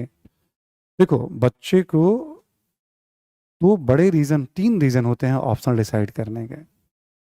हिंदी मीडियम में ज्यादा विकल्प नहीं है आपके पास, फिर भी एक होता है मार्गदर्शन, दूसरा होता है सब्जेक्ट में रुचि, और तीसरा होता है आपका बैकग्राउंड। तीन ही आधार होते हैं। बच्चा क्या सोचता है, कौन छोटा सिलेबस है, कौन स्कोरिंग सिलेबस है, मैं इस पे भी अभी आ रहा हूँ क्योंकि बहुत जरूरी है। एक बार आप सोचिएगा, मैं अब कुछ नहीं बोलने वाला हूं इसके बारे में, बस मैं एक बात रख रहा हूं। यहाँ 3 लाइन लिखा हुआ है तो 90 घंटे पढ़ते हैं, यहाँ 1.5 पेज में मॉडर्न इंडिया का सिलेबस है तब 100 घंटे पढ़ते हैं, ऑप्शनल में 110 घंटे पढ़ते हैं। तो क्या इससे सिलेबस जीएस का छोटा हो गया और ऑप्शनल का बड़ा हो गया? ये सिवाय मूर्खता के कुछ भी नहीं है। ठीक।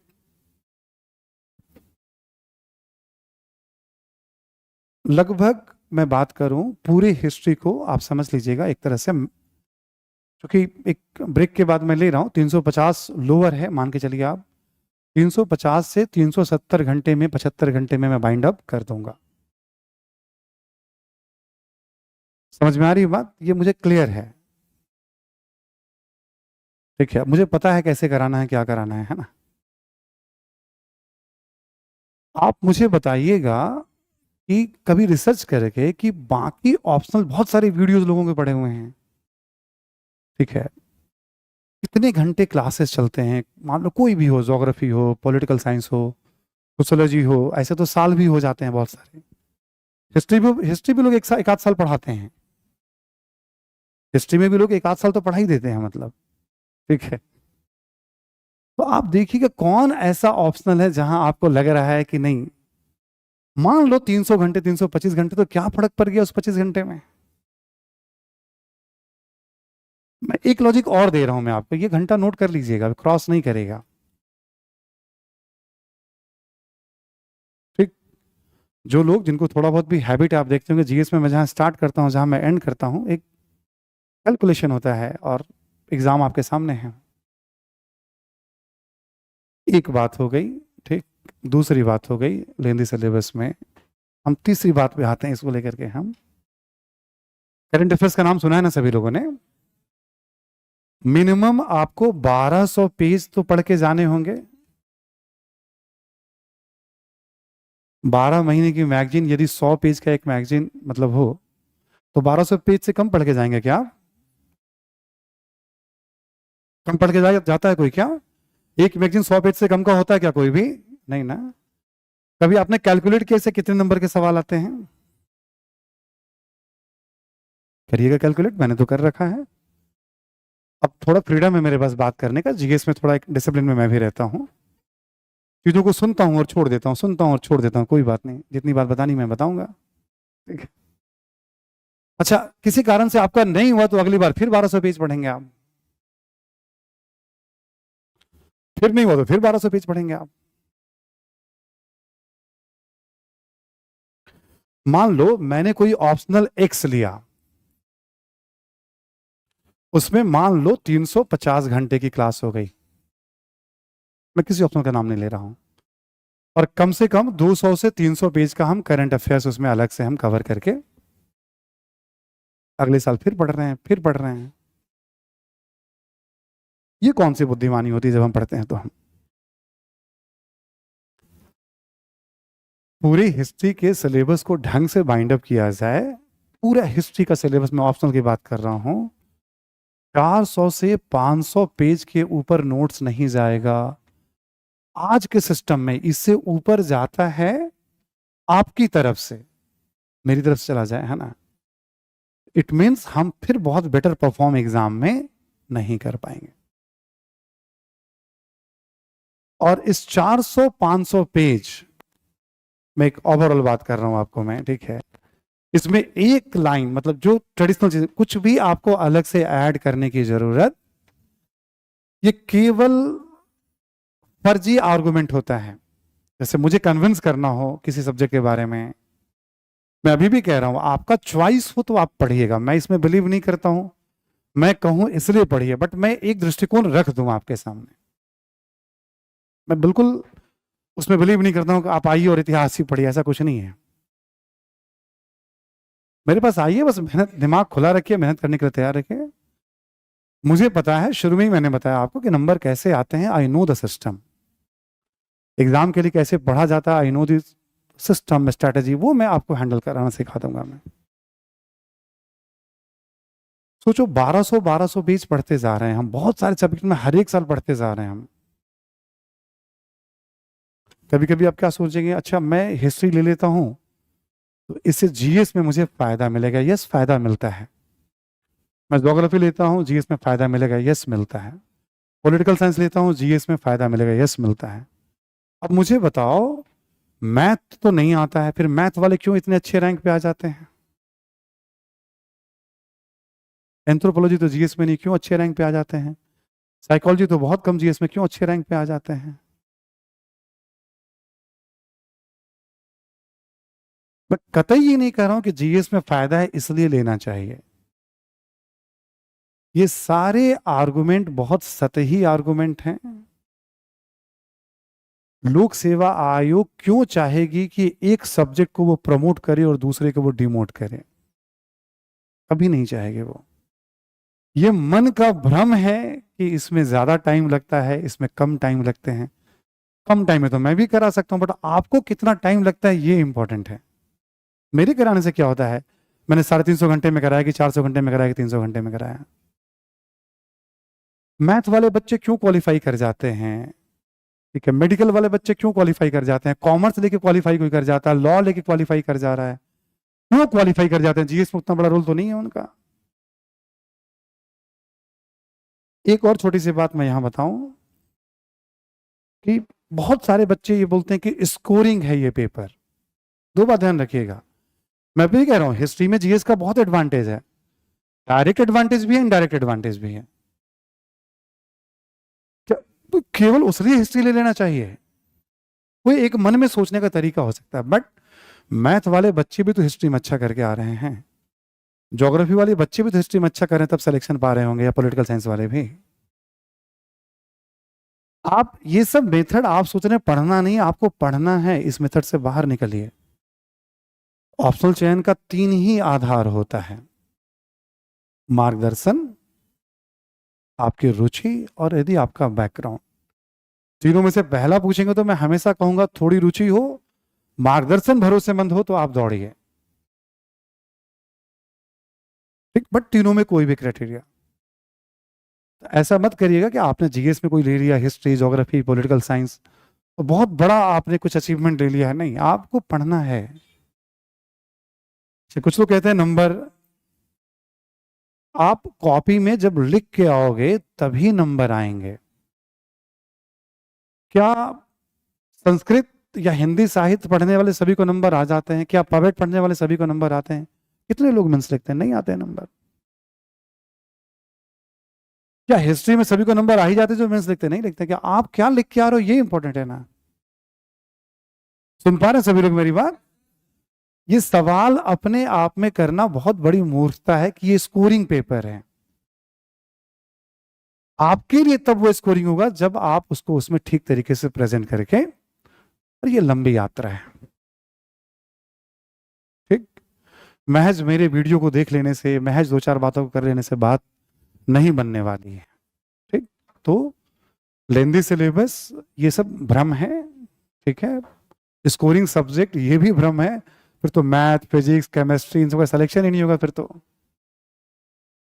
हर सब्जेक्ट से होते हैं। हाँ, मैं इतना जरूर कहूंगा, हिंदी मीडियम में, नॉट इंग्लिश इंटायर, मैं उसकी बात कर रहा हूं, 48 सब्जेक्ट्स हैं टोटल ऑप्शनल। हिंदी मीडियम में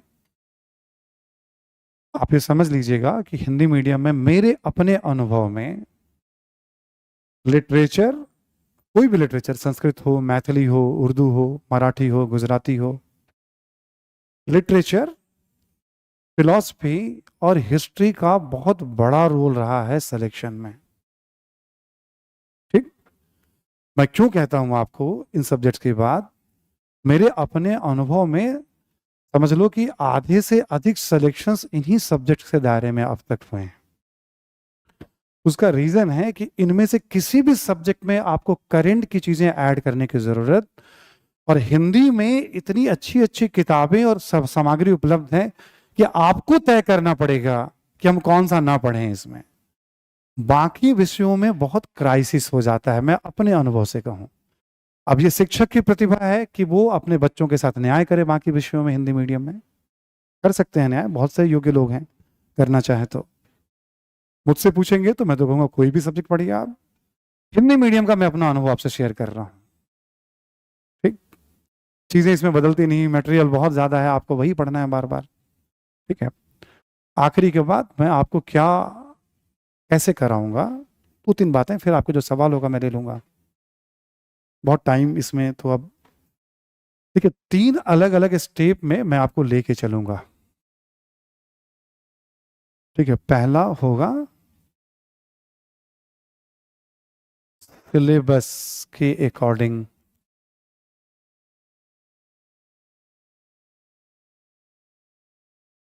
ठीक। जैसे जैसे सिलेबस दिया हुआ है, पूरा का पूरा सिलेबस, इंटायर सिलेबस कवर करेंगे हम। पहले राउंड में हमें कुछ भी नहीं छोड़ना है। गंग वंश है, ठीक है, कदम्ब वंश है, तो आपको तनाव नहीं लेना है कि उसको कैसे पढ़ना है, मुझे पता है कैसे पढ़ना है। नहीं पढ़ना है, बट नहीं पढ़ते हुए भी क्या जानना है। यदि कोई पढ़ने लग गया, समस्या तो वही पैदा होती है कि नहीं पढ़ते हुए भी पढ़ना है उसको।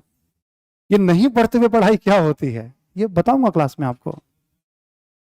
नहीं, रटना नहीं होता है, उसमें कॉन्सेप्चुअल अंडरस्टैंडिंग बनानी होती है। क्यों?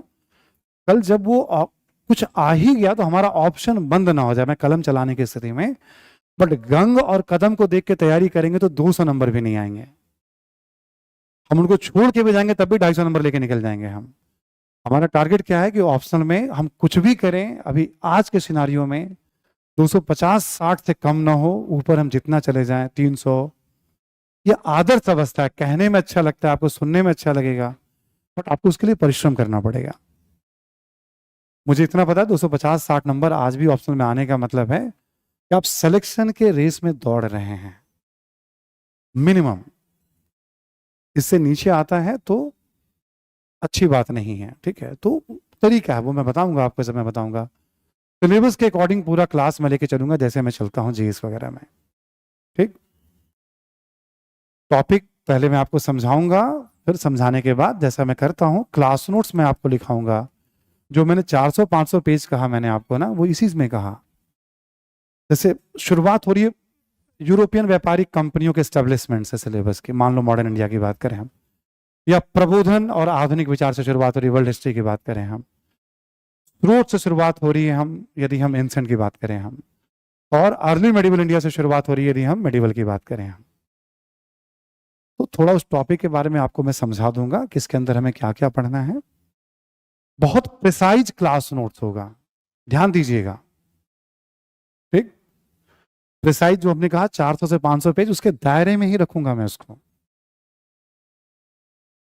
इंपॉर्टेंट एग्जाम तक इंफॉर्मेशन अंडरस्टैंडिंग ले जाना होता है, बाजी वही लोग मारते हैं शुरू से मेरे ध्यान में। इसलिए मैंने जीएस में भी हमेशा बताया, होल्ड करिए आप चीजों को, आप बहुत मत पढ़िए, आप होल्ड करिए आप क्लास नोट्स। और हर एक टॉपिक पे क्लास नोट्स के बाद प्रत्येक टॉपिक पे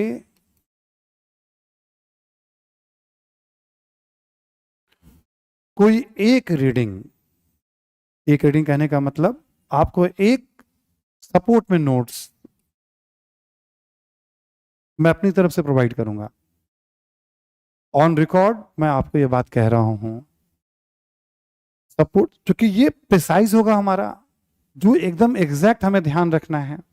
समझा दिया मैंने आपको, लिखा दिया, फिर उस पर एक सपोर्ट में आपके पास नोट्स, ताकि जब हमने समझा दिया फिर आपको इच्छा करे पढ़ने के लिए। और कोई सिंगल रीडिंग, ठीक, या कोई सिंगल एक किताब,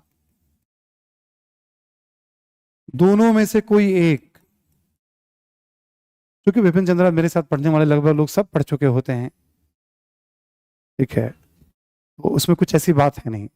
मान के चलिए जैसे मैं पढ़ा रहा हूँ मॉडर्न इंडिया, तो केवल विपिन चंद्रा, नॉट शेखर बंदोपाध्याय, यदि आप क्लास में है।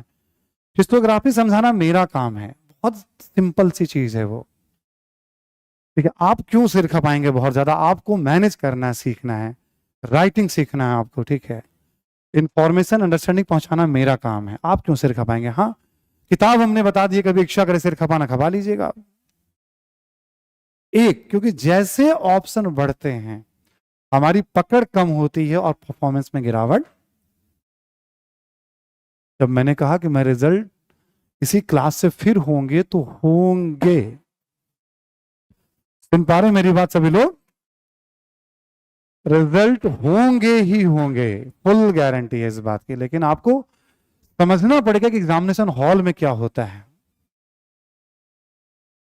आज मैं बहुत बड़ी बड़ी बातें, हड़प्पा पे चक्रवर्ती को पढ़ लो, आलचिन को पढ़ लो, बीबी लाल को पढ़ लो, ठीक है, और फिर आप कुछ परफॉर्म ही नहीं कर पाए वहां जाकर के। एक इग्नो का बुकलेट काफी है हड़प्पा पे अच्छे नंबर लाने के लिए, सारी हिस्टोग्राफी उसके अंदर है, वो मेरे ऊपर छोड़ दीजिए आप, ठीक। और बहुत खूबसूरती से मैं जीएस के साथ भी सिंक करूंगा। जिन लोगों ने मेरी जीएस की क्लास की है, बहुत खूबसूरती से मैं उसको सिंक करने वाला हूं। जिन लोगों ने नहीं किए तब भी कोई बात नहीं है, मुझे ध्यान में है, ठीक। आप ये समझ लो कि मॉडर्न इंडिया में 15-20 घंटे एक्स्ट्रा पढ़ा दें तो आपका सिलेबस तैयार हो जाएगा। बट चूंकि क्लास में केवल अपने जीएस वाले बच्चे तो रहेंगे नहीं, और हर टॉपिक पे कुछ ना कुछ बदलाव करना है, पूरा टॉपिक फिर पढ़ना मजबूरी हो जाती है। ऑप्शनल है, कुछ किस्से कहानियां भी इसमें चलेंगे, कुछ इंफॉर्मेशन भी इसमें होंगे, ठीक है, पढ़ना अदरवाइज 15-20 घंटे का ही इंक्रीज होना है उसमें। तो प्रत्येक टॉपिक पे नोट्स या किताब, एक, दूसरा नहीं। दूसरा आपने बता ही दिया आपको, जैसे मान लो मॉडर्न है तो शेखर बंदोपाध्याय, मर्जी आपकी, पढ़िए आप। मैं तो कहूंगा बिपिन चंद्र पढ़िए आप, चैप्टर नंबर 2 विस्तार पढ़ रहे हैं आप तो, ठीक। क्लास नोट्स प्रत्येक टॉपिक पे, ठीक है। इसके बाद हम लोग बात करेंगे इसमें प्रश्नों पे।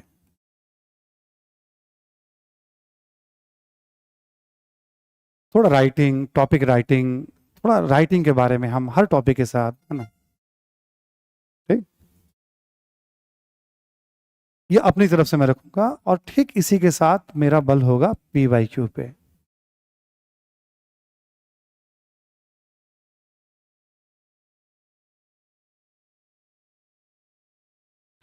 सुन पा रहे सभी लोग?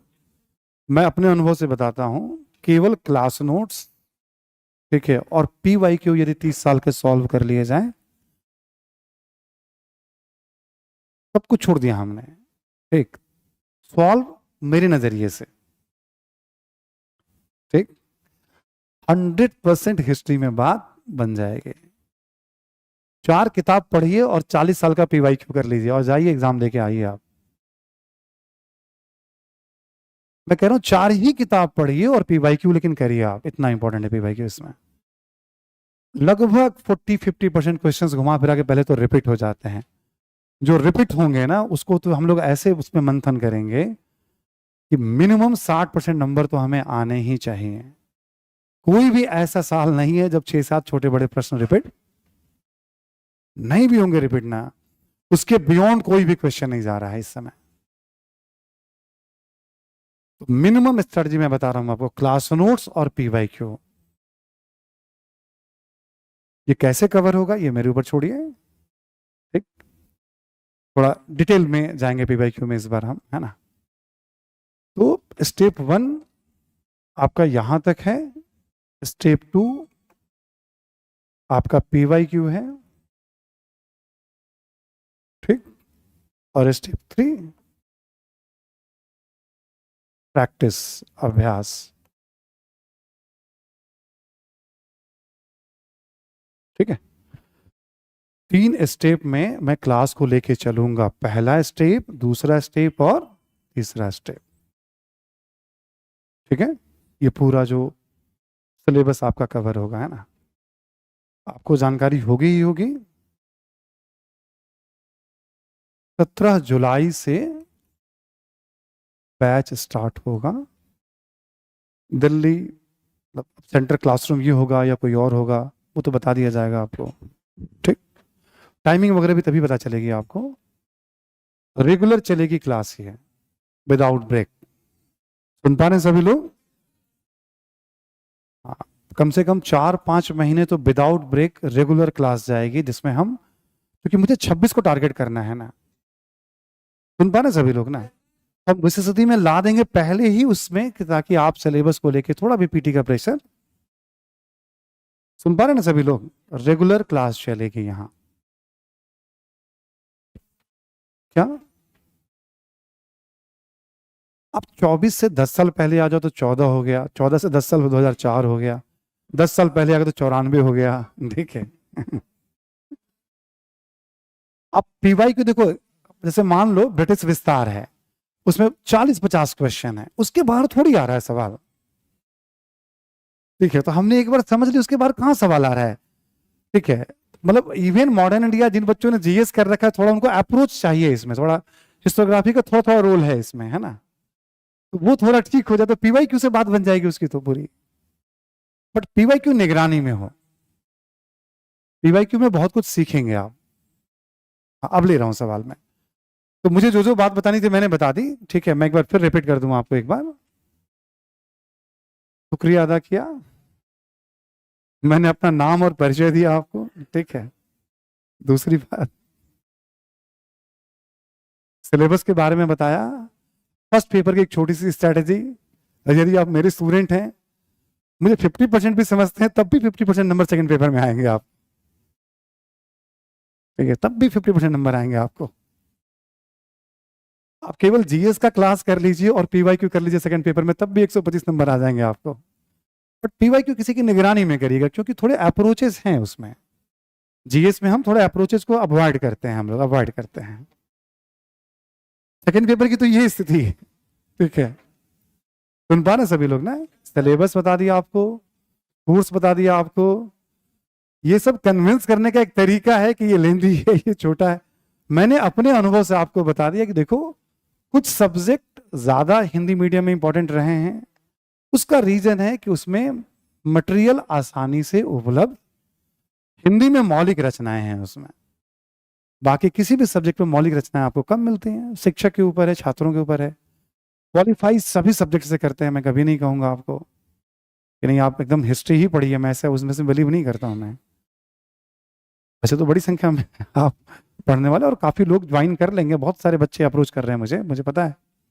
ये संख्या में भी 1000 भी क्रॉस कर जाए, और नॉट ऑफलाइन, ऑनलाइन की मैं बात कर रहा हूँ, है ना। ऑनलाइन बच्चे भी हैं। ठीक है, ऑफलाइन तो छोटी संख्या, और ये रहेगा आई होप। ठीक है, पढ़ने वाले हों, क्योंकि मैंने जो कहा ना, रिजल्ट की एक परंपरा है, उसको लेके हमें आगे फिर एक बार दौड़ना है। तो लास्ट में थोड़ा हमने ये बता ही दिया आपको कि मैं कैसे आपको पढ़ाऊंगा, तरीका आप वैसे भी जानते हैं। 1750 नंबर का आपका ये मेंस होता है, क्लियर ना सभी को? इस बार 729 पर इंटरव्यू कॉल गया है।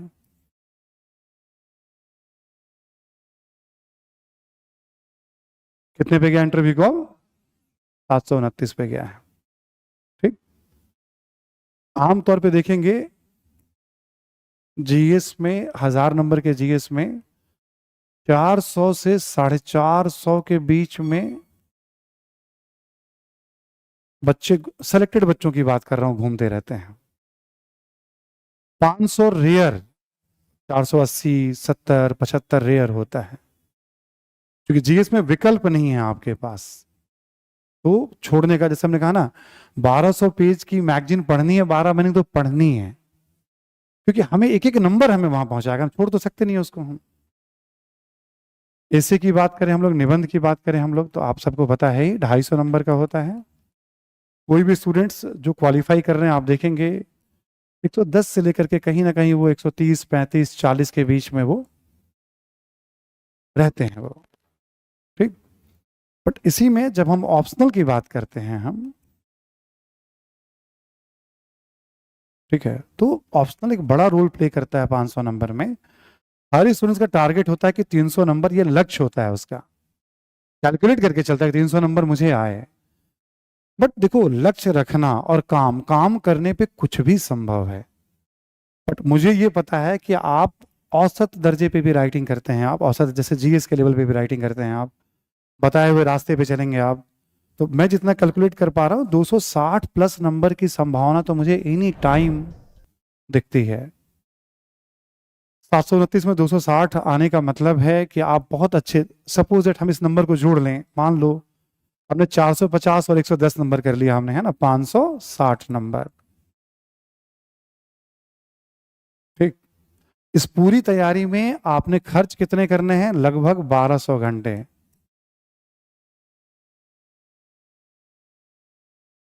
ठीक। और यहां 250 260 हमने कुछ भी मान लो 250 नंबर ही हमने रखा, मैक्सिमम 350 से 350 घंटे। आप देखोगे 560 लगभग 1200 घंटे, और लगभग 1500 से 1600 घंटे की पूरी तैयारी होती है क्लास के साथ साथ आपकी। मैं मिनिमम कह रहा हूँ 250 नंबर, किसी को 560 और 250 नंबर हैं अभी।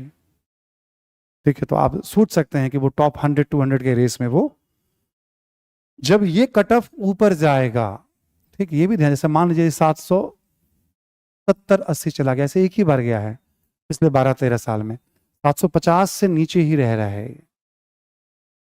यदि ये 750 के नीचे रह रहा है, ठीक है, तो ऑप्शनल में आपको 260, 70, 75, 80, 260 के ऊपर कुछ भी नंबर आ रहे हैं, जितना ऊपर जा रहे हैं आप, इसका मतलब ऑप्शनल अपना काम कर दिया। मैं हवा में नहीं कहूंगा आपको कि नहीं नहीं 300 तो आने ही आने हैं, वो आप काम करिए। आप, मैं तो आपको रास्ता सब बता दूंगा, टोटल मैटर अवेलेबल करा दूंगा, समझा दूंगा, पढ़ा दूंगा, आप मेहनत करिए। हमने आपको कहा कि पीवाईक्यू पे बहुत स्पेशल ध्यान देने जा रहा हूं, तो देने जा रहा हूं मैं। हमने सिंपल स्ट्रेटजी आपको बताई कि केवल क्लास लेक्चर पीवाईक्यू काफी इस तैयारी के लिए।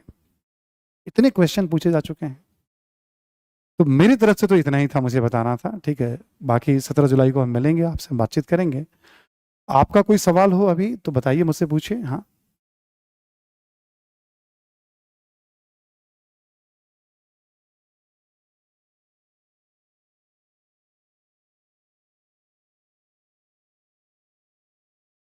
मैं बताता हूं। एक सवाल पूछा गया है कि इसमें आर्ट या कल्चर का क्या रोल है। देखो, जीएस में आप जो भी पढ़ते हैं, ठीक है, वो सब का सब इसमें,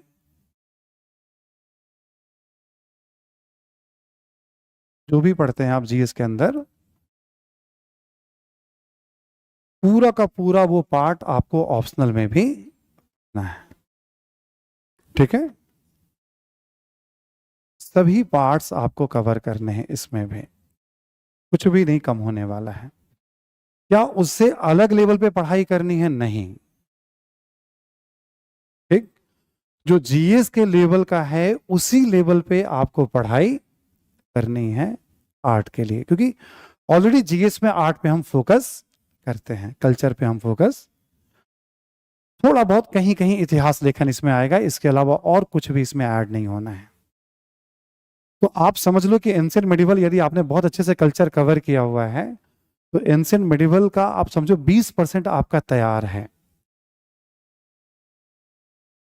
हाँ, बाकी राजनीतिक, आर्थिक, सामाजिक इतिहास जो है आपको पढ़ना पड़ेगा ऑप्शनल में, बट सांस्कृतिक इतिहास में कोई चेंज, कहीं कहीं इतिहास देखना आएगा। एक दूसरा, जैसे भी आपने मुझसे टाइम के बारे में पूछा, तो मैंने आपको बताया अभी मॉडर्न इंडिया और वर्ल्ड हिस्ट्री लगभग मान के चलिए आप 220 घंटे दोनों का, 110 अभी रख लीजिए, वैसे हो जाएगा बहुत आराम से, मैं जानता हूं। ठीक, ऐसे ही मैं बात करूं आपसे एंशिएंट एंड मेडिवल,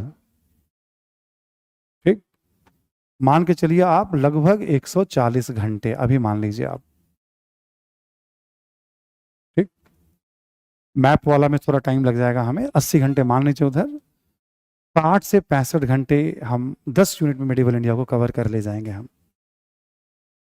अरे, एक शासक को पढ़ने का तरीका पता है, हमने एक ऐबक का तरीका आपको बता दिया, तो औरंगजेब शिवाजी तक उसी मेथड में निकाल ले जाएंगे आपको हम। वो आप बस मेथड के कारण ये संभव है, ऐसे तो पढ़ते रहेंगे तो आप पढ़ते रहेंगे आप। ठीक है, एक प्रशासन का सिस्टम हमने बना लिया तो उसमें पूरा प्रशासन लेके चले जाएंगे हम।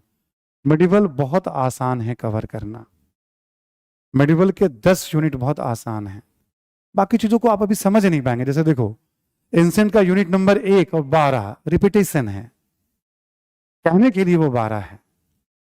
एंसेंट का यूनिट नंबर 11 और मेडिवल का ठीक है 13 और 14 रिपीटेशन है। तो वो अभी आप समझ नहीं पाओगे कि ये क्या है, कैसे रिपीटेशन है। मैं टॉपिक पढ़ के आपको दिखा दूंगा, तो वो मेरे ऊपर है कि मुझे कैसे कवर करना है, क्या करना है। जैसे हमने बताया कि आप मॉडर्न पढ़ो या ना पढ़ो, वर्ल्ड पढ़ो या ना पढ़ो, 8 के 7 यूनिट तो आपको वैसे भी जीएस में पढ़ने हैं।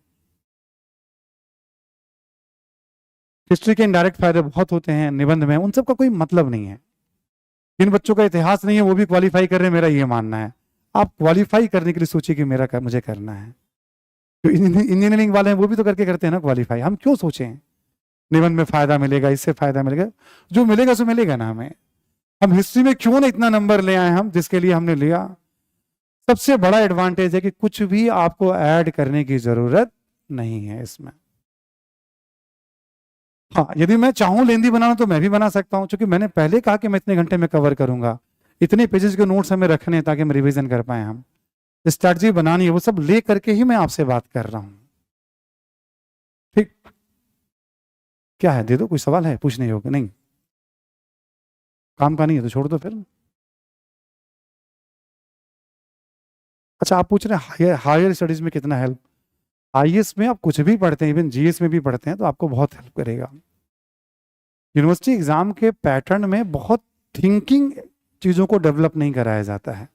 हम लोग जीएस में भी जिस लेवल पे हम लोग पढ़ते हैं हिस्ट्री ना, उसमें सोचने की, को रिलेट करने की एबिलिटी पे बहुत ध्यान देते हैं। ये वाली बुद्धि तो बहुत काम करेगी आप जितना हायर एजुकेशन पे जाएं, टीचिंग पे जाएं आप। तो ऑप्शनल तो और भी काम करेगा आपको, इसमें कोई दो राय नहीं है। कोई सवाल हो आपका तो मुझे बताइए, ऑनलाइन में मैं देख रहा हूँ। एक अच्छा सवाल है, कॉन्सेप्चुअल और फैक्चुअल का क्या रोल है। सेकंड पेपर में तो समझ लो कि आपको जीएस से भी कम फैक्ट्स पढ़ने हैं। जो जीएस का फैक्ट्स है वो बहुत है, कुछ भी नया नहीं पढ़ना है।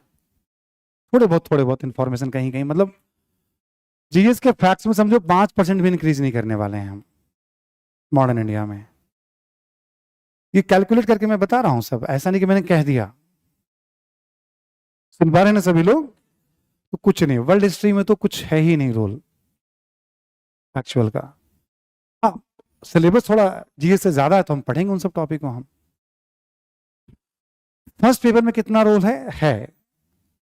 जितना आप जीएस में पढ़ते हैं, आप समझ लीजिए कभी कभी हमें कहीं कहीं किसी किसी टॉपिक पे थोड़ी तथ्यात्मक जानकारी हमें और बढ़ानी पड़ेगी। क्लियर ना सभी को? फर्स्ट पेपर में कल्चर में नहीं बढ़ानी पड़ेगी हमें, लेकिन बाकी जगहों पे थोड़ी हमें तथ्यात्मक जानकारी बढ़ानी पड़ेगी। ठीक है, बात पहुंच पा रही है? जो पिलर के पीछे बैठे हुए जो लोग हैं, है ना, ये एकदम क्लियर है। तो जीएस का जो नोट्स है बहुत उपयोगी साबित होगा, कहीं भी आपने पढ़ा हो जीएस। मुझसे पढ़ाओ तो थोड़ा और सिंक हो जाएगा आपका। ठीक है, तो फर्स्ट पेपर में थोड़ा बढ़ेगा इंफॉर्मेशन। ठीक, और सबसे ज्यादा मेहनत फर्स्ट पेपर में हमें जो करना है वो मैप पे करना है। सारा खेल उसी का है। यदि हमने 35 से 40-42 नंबर उठा लिए उसमें, तो फिर बात, गाड़ी दौड़ गई आपके। शुरू में ही उस पर ध्यान देना है। और उसका एक मेथड है, क्लास के साथ कैसे तैयार किया जाता है, टॉपिक वाइज कैसे तैयार किया जाता है, प्रैक्टिस कैसे किया जाता है ना, उसका एक मेथड है। ठीक है, तो मेथड तो जब क्लास होगा तभी मैं आपको कराऊंगा मैं उसको, है ना। ठीक है, मे भी इस बार कुछ बच्चे मेंस दे, मैं देखता हूँ या तो मैप या कुछ कुछ राइटिंग या पीवाईक्यू, कुछ ना कुछ डिस्कशन तो करा ही दूंगा मैं।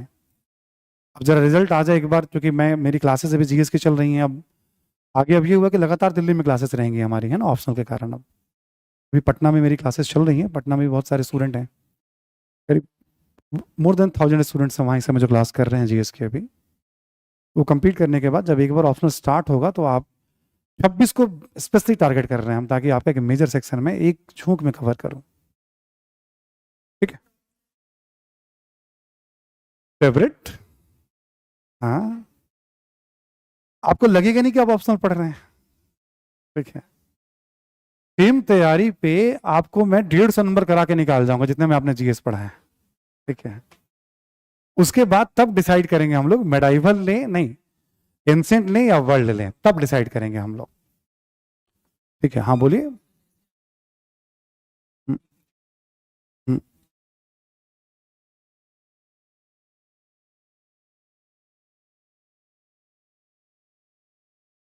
बिल्कुल जीएस की तरह रहेगा रिवीजन, इसका भी वैसे ही पढ़ना है। और क्लास के साथ मैं बताऊंगा कि ऑप्शनल में जीएस को कैसे सिंक करेंगे आप, वो क्लास के साथ ही संभव है बताना मुझे कि कैसे आप उसको सिंक करें आप। हमने तो शॉर्टकट में एक तरीका बताया आपको कि आप 30 साल का पीवाईक्यू करिए और सेकंड पेपर जो मैंने पढ़ा उसके दम पे जाके ऑप्शनल देके आ जाइए आप कल बस किसी एक अनुभवी व्यक्ति के गाइडेंस में पीवाईक्यू करिए जिनको थोड़ा अप्रोच के बारे में आइडिया हो। सेकंड पेपर की कहानी खत्म है यहाँ पे। फर्स्ट पेपर में आप मैप करिए और एक किताब हमने बताया, आप इम्तियाज अहमद, हिम्मत करिए आप इस पे आप, तो आप मिनिमम नंबर जो मैं बता रहा हूँ 240 250 वहां पहुंच जाएंगे आप। मतलब इससे मिनिमम क्या हो सकता है, ये सब मैं अपने R&D के आधार पे बता रहा हूं आपको। कवर पूरा कराऊंगा आपको लेकिन स्ट्रैटेजी चेंज रहेगी। हम 270 280 उठाने का मौका हो तो हम क्यों चुके हम, तो हम थोड़ा कैलकुलेट रिस्क गाइड करूंगा मैं आपको, क्योंकि क्या होता है सोशल मीडिया के जमाने पे आयोग की भी नजर बहुत सारी रहती है। ठीक है, आयोग की भी नजर रहती है कि कौन क्या कह रहा है, बकैती ज्यादातर लोग बकैती ही करते रहते हैं। देखो पढ़ाने वालों को बहुत टाइम तो मिलेगा नहीं, ठीक है। हाँ बोलिए ना।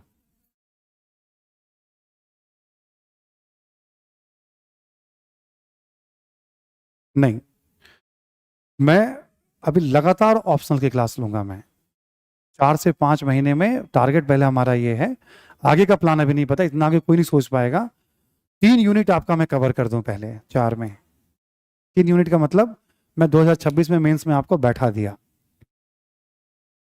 3 यूनिट प्लस मैप का मतलब है आप मेंस देने की स्थिति में आ गए। ठीक है, तो लगातार चलेगी क्लास। सुन पा रहे हैं सभी लोग ना। ये तभी तो हमने कहा संस्था को मैंने धन्यवाद क्यों दिया इस बात के लिए।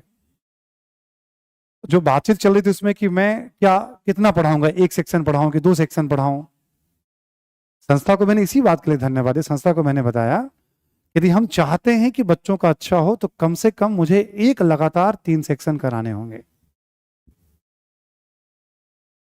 तब वो 26 में अच्छे पोजीशन में आ पाएंगे। और वो भी इसी साल घेरना होगा हमें, अगले साल का वेट नहीं करना होगा हमें, है ना। क्या उसके लिए मैं एफर्ट लगानी पड़े, क्लास ड्यूरेशन बढ़ाने पड़े, ठीक है, सारे प्रोसेस के साथ। क्यों, तब तो जाकर के बात बनेगी कि हाँ चीजें हमारी पकड़ में, तो फिर तो बात फंस जाएगी। तो ये तो सवाल था ही, इसीलिए तो मैं और भी नहीं पढ़ाता था मैं ऑप्शनल पहले।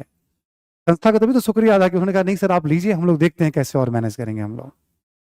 अब जहाँ क्लासेस चल रही वो तो मैं पूरा करूंगा पहले आपको मैं, ठीक है। फिर लगातार ऑप्शनल की क्लासेस लूंगा और दिल्ली में ही जीएस की क्लासेस होंगी। जब ये पोर्शन कवर करूंगा फिर बाकी जगह, ठीक है। एक ही बैच चलना है, वैसे एक ही बैच चलेगा साल में, ठीक है। देखो मेरी एक हार्दिक इच्छा थी कि ईमानदारी से मैं बताऊं तो 1000 से अधिक बच्चों ने मुझसे मेरी रिकॉर्डेड क्लास मांगी होगी, मेरी एक भी रिकॉर्डिंग ऑप्शनल की नहीं थी। मैं इस तरह से पढ़ाना चाहता हूं कि कभी कोई रिकॉर्डिंग भी देखे तो उसको फिर पढ़ने की दोबारा जरूरत ना पड़े। लेकिन थोड़ा डिस्कशन में पार्टिसिपेट करना अच्छा रहता है। सामने जब मैं कराऊंगा तो थोड़ी बातें अलग रहती हैं, इसमें कोई दो राय नहीं है। पीवाईक्यू का डिस्कशन है, टेस्ट सीरीज का डिस्कशन है ना, तो इसलिए तो मैं था कि मैं उसको एक बार एटलीस्ट रिकॉर्डिंग तो हो जाए। अब इसका अंत मत निकालिएगा क्या इसके बाद मैं कभी नहीं पढ़ाऊंगा, नहीं ऐसा नहीं। हाँ एक ईमानदारी से मैं बताऊं, बहुत लंबे समय तक अब पढ़ाने की इच्छा नहीं करती है मुझे कि मैं अब आईएएस के लिए बहुत लंबे समय तक पढ़ाऊं। मैं पढ़ाने आया हूं तो जरूर पढ़ाऊंगा फिर मैं ऑप्शनल भी अभी, लेकिन बहुत अब लगता है कि मुझे जो बताना था मैंने बता दिया, बच्चों को सिखा दिया, अब मेरा कोई बहुत काम लगता नहीं है। या तो कोई मैं नई चीज पढ़ाऊं या कुछ नया काम करूं, मुझे लगता है कई बार ये मेरे मन में सवाल आते रहते हैं। मतलब ठीक है, ये नहीं कि मैं पढ़ाना बंद कर रहा हूं, तो एटलीस्ट मेरे मन में था एक बार तो रिकॉर्डिंग कर दूं, कम से कम पढ़ा तो दूं। और मैं जानता हूं कि मैं पढ़ाऊंगा तो अभी क्या, आप बस पढ़ने के लिए तैयार रहिए। हिस्ट्री जीएस तो आपने देखा ही है, तो मुझे कुछ बताने की जरूरत तो है नहीं, ठीक है। कोई सवाल हो तो आप और पूछ सकते हैं। हाँ 2028 के लिए भी ले सकते हैं सोना सोना आप, है ना। आंसर राइटिंग 100% करवाऊंगा अंकित। अंकित मीना, तुम बताओ दौसा के हो या बावनवास के हो, सवाई माधोपुर के, पहले ये बताओ तुम, है ना। एक समय सीरीज थी, मतलब देव प्रकाश कस्टम में, फिर अरविंद, फिर प्रियंका, ठीक है, फिर देशराज, फिर दीक्षा, योगेश, मैं सब नाम बता रहा हूँ, राजेंद्र, ये सब हिस्ट्री ऑप्शनल के मेरे स्टूडेंट हैं जो क्वालिफाई किए हैं, और मीना है। ठीक है। हाँ, आप कभी भी हिस्ट्री में क्या चेंज होना, कुछ भी नहीं। ठीक है। एक सवाल है कि निबंध में इतिहास की क्या उपयोगिता, क्लास चलने दीजिए ना, मैं बता दूंगा आपको। इसमें हिस्ट्री के बिना कोई भी सब्जेक्ट पूरा नहीं होगा आपका। इथिक्स में क्या पढ़ते हैं आप, पर्सनालिटी, कहाँ का पर्सनालिटी, वो सब हिस्ट्री का है। इथिक्स के सारे पर्सनालिटी, मैं तो कहीं नहीं रहूंगा आपको जीएस में कितना फायदा होना है। मैं चाहता भी नहीं हूं कि बहुत बड़ी संख्या में लोग आ जाएं ऑफलाइन में। ठीक, थोड़ा आपको लगेगा संस्था वाले भी पकड़ के मुझे मारेंगे भी, सर आप क्या कह रहे हो। मैं चाहता भी नहीं, क्यों, मैं जो कराना चाहता हूं मैं करा लूं। ठीक है, जब नंबर बहुत ज्यादा होंगे तो मुझे भी प्रॉब्लम हो जाएगी कराने में। मैं जो सोच के आया हूं मैं वो करा दूं आपको। ठीक है, फिर बाकी तो रिजल्ट बोलता रहेगा, लोग ढूंढते रहेंगे मुझे। ठीक है तो मैं चाहता हूं कि जो मैं कराने आया हूं मैं वो करा दूं। 26 में हम लोग यहां से, और ज्यादातर उन बच्चों को तो बहुत एडवांटेज मिलना है जिन्होंने ऑलरेडी जीएस कर लिया है इस क्लास में। या बच्चे थोड़ा मैच्योर, उनको भी मिलेगा। आप 27, 28, 29 किसी भी साल के लिए, पढ़ाई कभी भी नुकसान नहीं करता, बच्चे पूछते हैं। बट हाँ, आपके पास 26 में देना हो तो समय नहीं है, आपको करना चाहिए। 27 में भी देना हो तो समय नहीं है। 28 वालों के पास समय है, 27 वालों के पास भी बिल्कुल समय नहीं है, 26 वालों के पास भी बिल्कुल समय नहीं है। सर मैं कंफ्यूज हूं दो ऑप्शन को लेकर के, हिस्ट्री और दूसरे ऑप्शन का भी नाम लिख रहे हैं आप। देखिए, इससे कोई फर्क नहीं पड़ता कि मैं ग्रेजुएशन इसमें हूं, पीजी में दूसरा ले लूं मैं ऑप्शनल, है ना। ठीक है, आप, इससे कोई फर्क नहीं पड़ता, आप हिस्ट्री ऑप्ट करिए या जिसमें आप पीजी कर रहे हैं आप वो करिए आप। ठीक है, रही बात इंटरव्यू की, उसका कन्विंसिंग आंसर होना चाहिए आपने क्यों लिया। एक कन्विंसिंग, जैसे मान लीजिए मैं हिस्ट्री से पीजी कर रहा हूं और मैंने कोई और ऑप्शनल, जैसे मान लीजिए हमने पॉलिटिकल साइंस ले लिया, तो भाई आपने ऐसा क्यों किया। तो बताएंगे कि सर इन दोनों का यूपीएससी के एग्जाम में बहुत रोल था। एक तरफ हिस्ट्री पढ़ने से हिस्ट्री की समझ बहुत अच्छी बन गई हमारी, और हमने पॉलिटिकल साइंस इसलिए लिया ताकि जीएस और ऑप्शनल का एक हिस्सा कवर हो। रणनीति को बताना अच्छी बात मानी जाती है। हमने ज्योग्राफी ऑप्शनल पीजी किया, हिस्ट्री में ले रहा हूं। ठीक है, हमने कोई और किया, सोशियोलॉजी हमने किया। तो आप, ये सिंपल से इसका एक लाइन का उत्तर होता है कि नहीं आपको तो वही लेना चाहिए था। आपको नहीं लगता आपका समय बच जाता, एक ही चीज को लेते हैं आप तो। सर अधिक से अधिक पढ़ने और जानने की इच्छा थी, चीजों को समझने की इच्छा थी।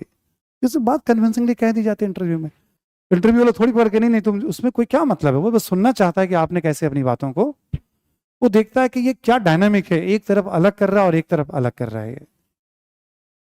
वो मान के चलता है ना, जब दो दो इतने बड़े सब्जेक्ट को कवर करे, इट मींस इसमें पोटेंशियल है, हिम्मत है, करेज है करने का। तो फर्क नहीं पड़ता आप हिस्ट्री से पीजी कर रहे हैं तो ज्योग्राफी ले रहे हैं, कि ज्योग्राफी से कर रहे हैं और हिस्ट्री ले रहे हैं आप, कोई फर्क नहीं पड़ता है।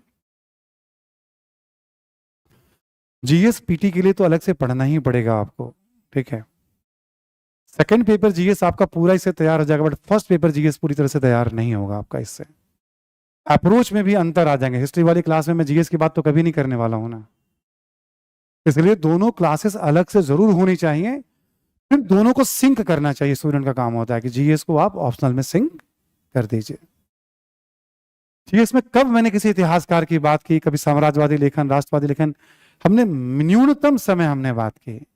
यहां तो मैं बात करूंगा ना, तभी तो शेखर बंदोपाध्याय हमने बोला है आपको। क्यों बोला, इसीलिए तो बोला है मैंने आपको। आप पढ़िए, नहीं पढ़िए तो मैं करा दूंगा आपको।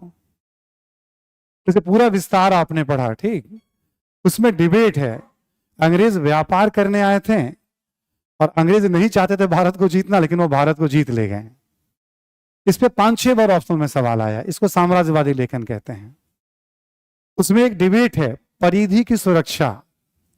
जैसे अंग्रेजों ने बंगाल पे कब्जा किया, मराठों और अब्दाली का डर था, तो अवध को लेकर के खतरा था, अवध को जीतना जरूरी था। अवध को जीत लिया तो दिल्ली को जीतना जरूरी था। मैसूर को जीत लिया तो मराठों को जीतना जरूरी था। मराठों को जीत लिया तो सिंध को जीतना जरूरी। इसको परिधीय कहते हैं। एक डिबेट छोटा सा ये है। और एक मेट्रोपोलिस यानी ब्रिटेन का, इसमें इंटरेस्ट क्या है। 3 छोटे छोटे एंगल हैं। मैं किसी इतिहासकार का नाम भी नहीं ले रहा हूं। 3 एंगल, 3 पैराग्राफ, विस्तार का जितना जीएस में हमने बताया, कुछ और इंफॉर्मेशन खत्म। बट ये 3 एंगल और कुछ नाम इसमें आएंगे। मैं चाहूं तो इसको भौकाल बना दूंगा, मैं आपको ऐसे बढ़ा रहा हूं, मैं आपको वैसे बढ़ा रहा हूं। मात्र ये 3 एंगल है। कोई शेखर बंदोपाध्याय पढ़ ले 20-25 पेज में, तीनों एंगल दिया हुआ है उसके अंदर। निकालने के लिए आपको कई बार पढ़ना पड़ेगा। आपको आदिल शुक्ला की कोई किताब पढ़ ले, वहां लिखा हुआ है। पूरे उस क्लास लेक्चर जो मैंने आपको कराए हैं जीएस में, उसमें 3 दृष्टिकोण ऐड करना है 1-1.5 पेज में। इसी प्रश्न को जीएस में लिखेंगे हम तो कैसे लिखेंगे और ऑप्शन में, दोनों में अंतर आ जाएगा। इसलिए क्लासेस दोनों करिएगा, फिर बाद में सब्जेक्टिव तो आपका हो जाएगा सिंक, बट ऑब्जेक्टिव नहीं हो पाएगा पूरी तरह से। हर एक नंबर की अहमियत है पीटी में और मेंस में, जिसका नहीं होता है ये वो जानता है।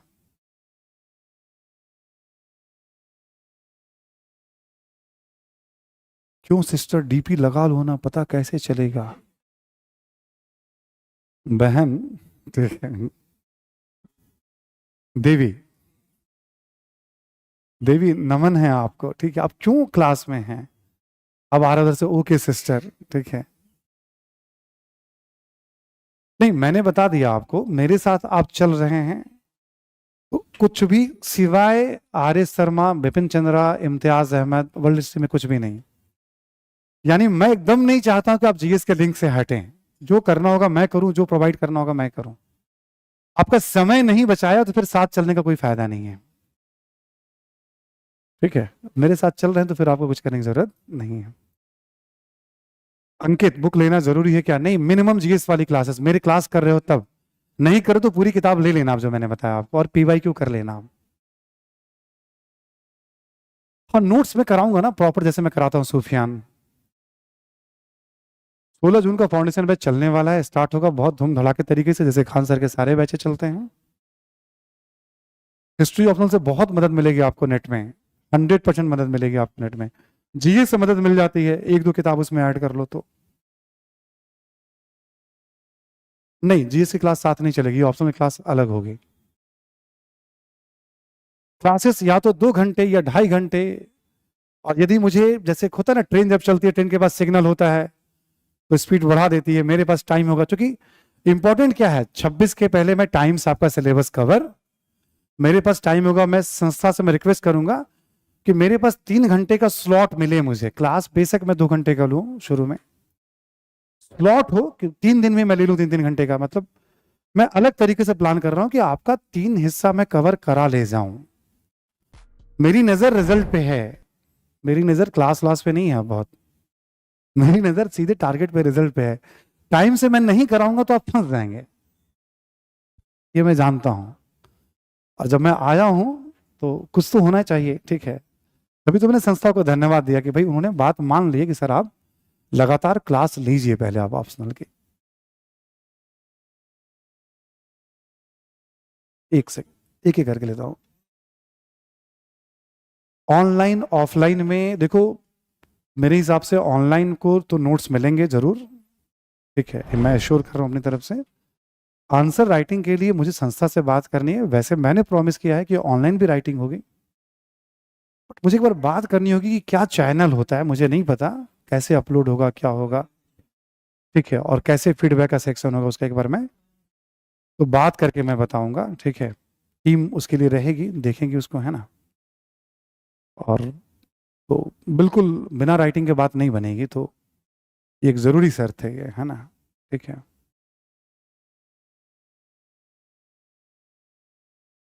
आपका क्वेश्चन समझ नहीं पाया मैं, अमन, है ना।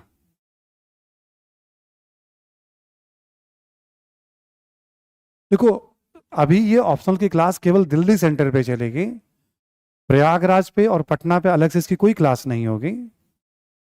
हाँ, प्रयागराज पटना चूंकि मेरी जीएस की क्लास होती है तो वहां ऑप्शनल के लिए सेशन अलग से लगेंगे, डाउट सेशन या क्वेश्चन आंसर सेशन, है ना। जैसे मैं आज दिल्ली में बच्चों से बात कर रहा हूँ, वैसे मैं प्रयागराज बहुत जल्द आने वाला हूँ, ठीक है, और वहां भी एक बार बच्चों से बात करूंगा मैं, है ना, इसको लेकर के। मैं मेरी अभी भी, मेरा कंसर्न अभी भी कॉपी चेक को लेकर के है, अभी बाकी चीजें सब सेट है, क्लासेज ओके, नोट्स ओके, मैं जानता हूँ, स्ट्रैटेजी सब कुछ क्लियर है, कैसे कराना है, मुझे लेके जाना है सब। कॉपी चेक को लेकर के कंसर्न है, वो भी ऑनलाइन को लेकर के भी है मेरा। तो अभी मेरे पास टाइम है, मैं टीम से बात करके सब कुछ देख लूंगा, उसको सेट करूंगा मैं। ऑफलाइन तो मैं खुद भी बैठा हुआ हूँ, टीम भी रहेगी, मेरे ही गाइडेंस में टीम रहेगी ऑफलाइन में, ये क्लियर है। कॉपी जो भी चेक करेगा वो मेरी ही टीम का, मेरे ही गाइडेंस में रहेगा पूरी तरह से। वो ये ध्यान रखिएगा आप, ठीक है।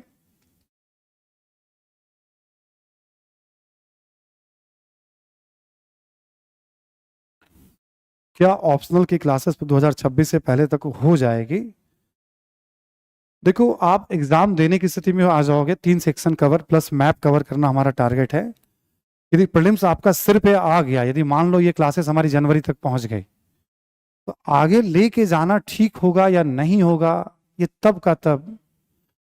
मैं उससे पहले मैं इंश्योर करना चाहता हूं कि आपका इतना कवर हो जाए, और ऐसा कुछ रहा तो जो भी 15-20 क्लासेस 30 क्लासेस आपकी बचेंगी, पीटी के अगले दिन से मैं कवर, अभी तो कोशिश है कि मैं कवर कराऊं, अभी तो कोशिश है कि मैं कवर कराऊं। तभी तो हमने कहा 3 सेक्शन लगातार प्लस मैप कवर कराऊं। सुन पा रहे हैं सभी लोग ना? ताकि आप एग्जाम देने की स्थिति में रहें 100%। ठीक है, ये अच्छा सवाल है जिनने भी पूछा आप क्लास में से। क्यों? क्योंकि उनकी नजर फिर एग्जाम पे है और टारगेट पे है। क्वेश्चन से भी मुझे कुछ कुछ बातें समझ में आ जाती हैं। उनका कैलकुलेशन चल रहा है कि मैं कैसे करूंगा, मैं भी यही कैलकुलेट कर रहा हूं। मुझे धमाकेदार तरीके से मेंस दिलवाना है अपने बच्चों को, ठीक है।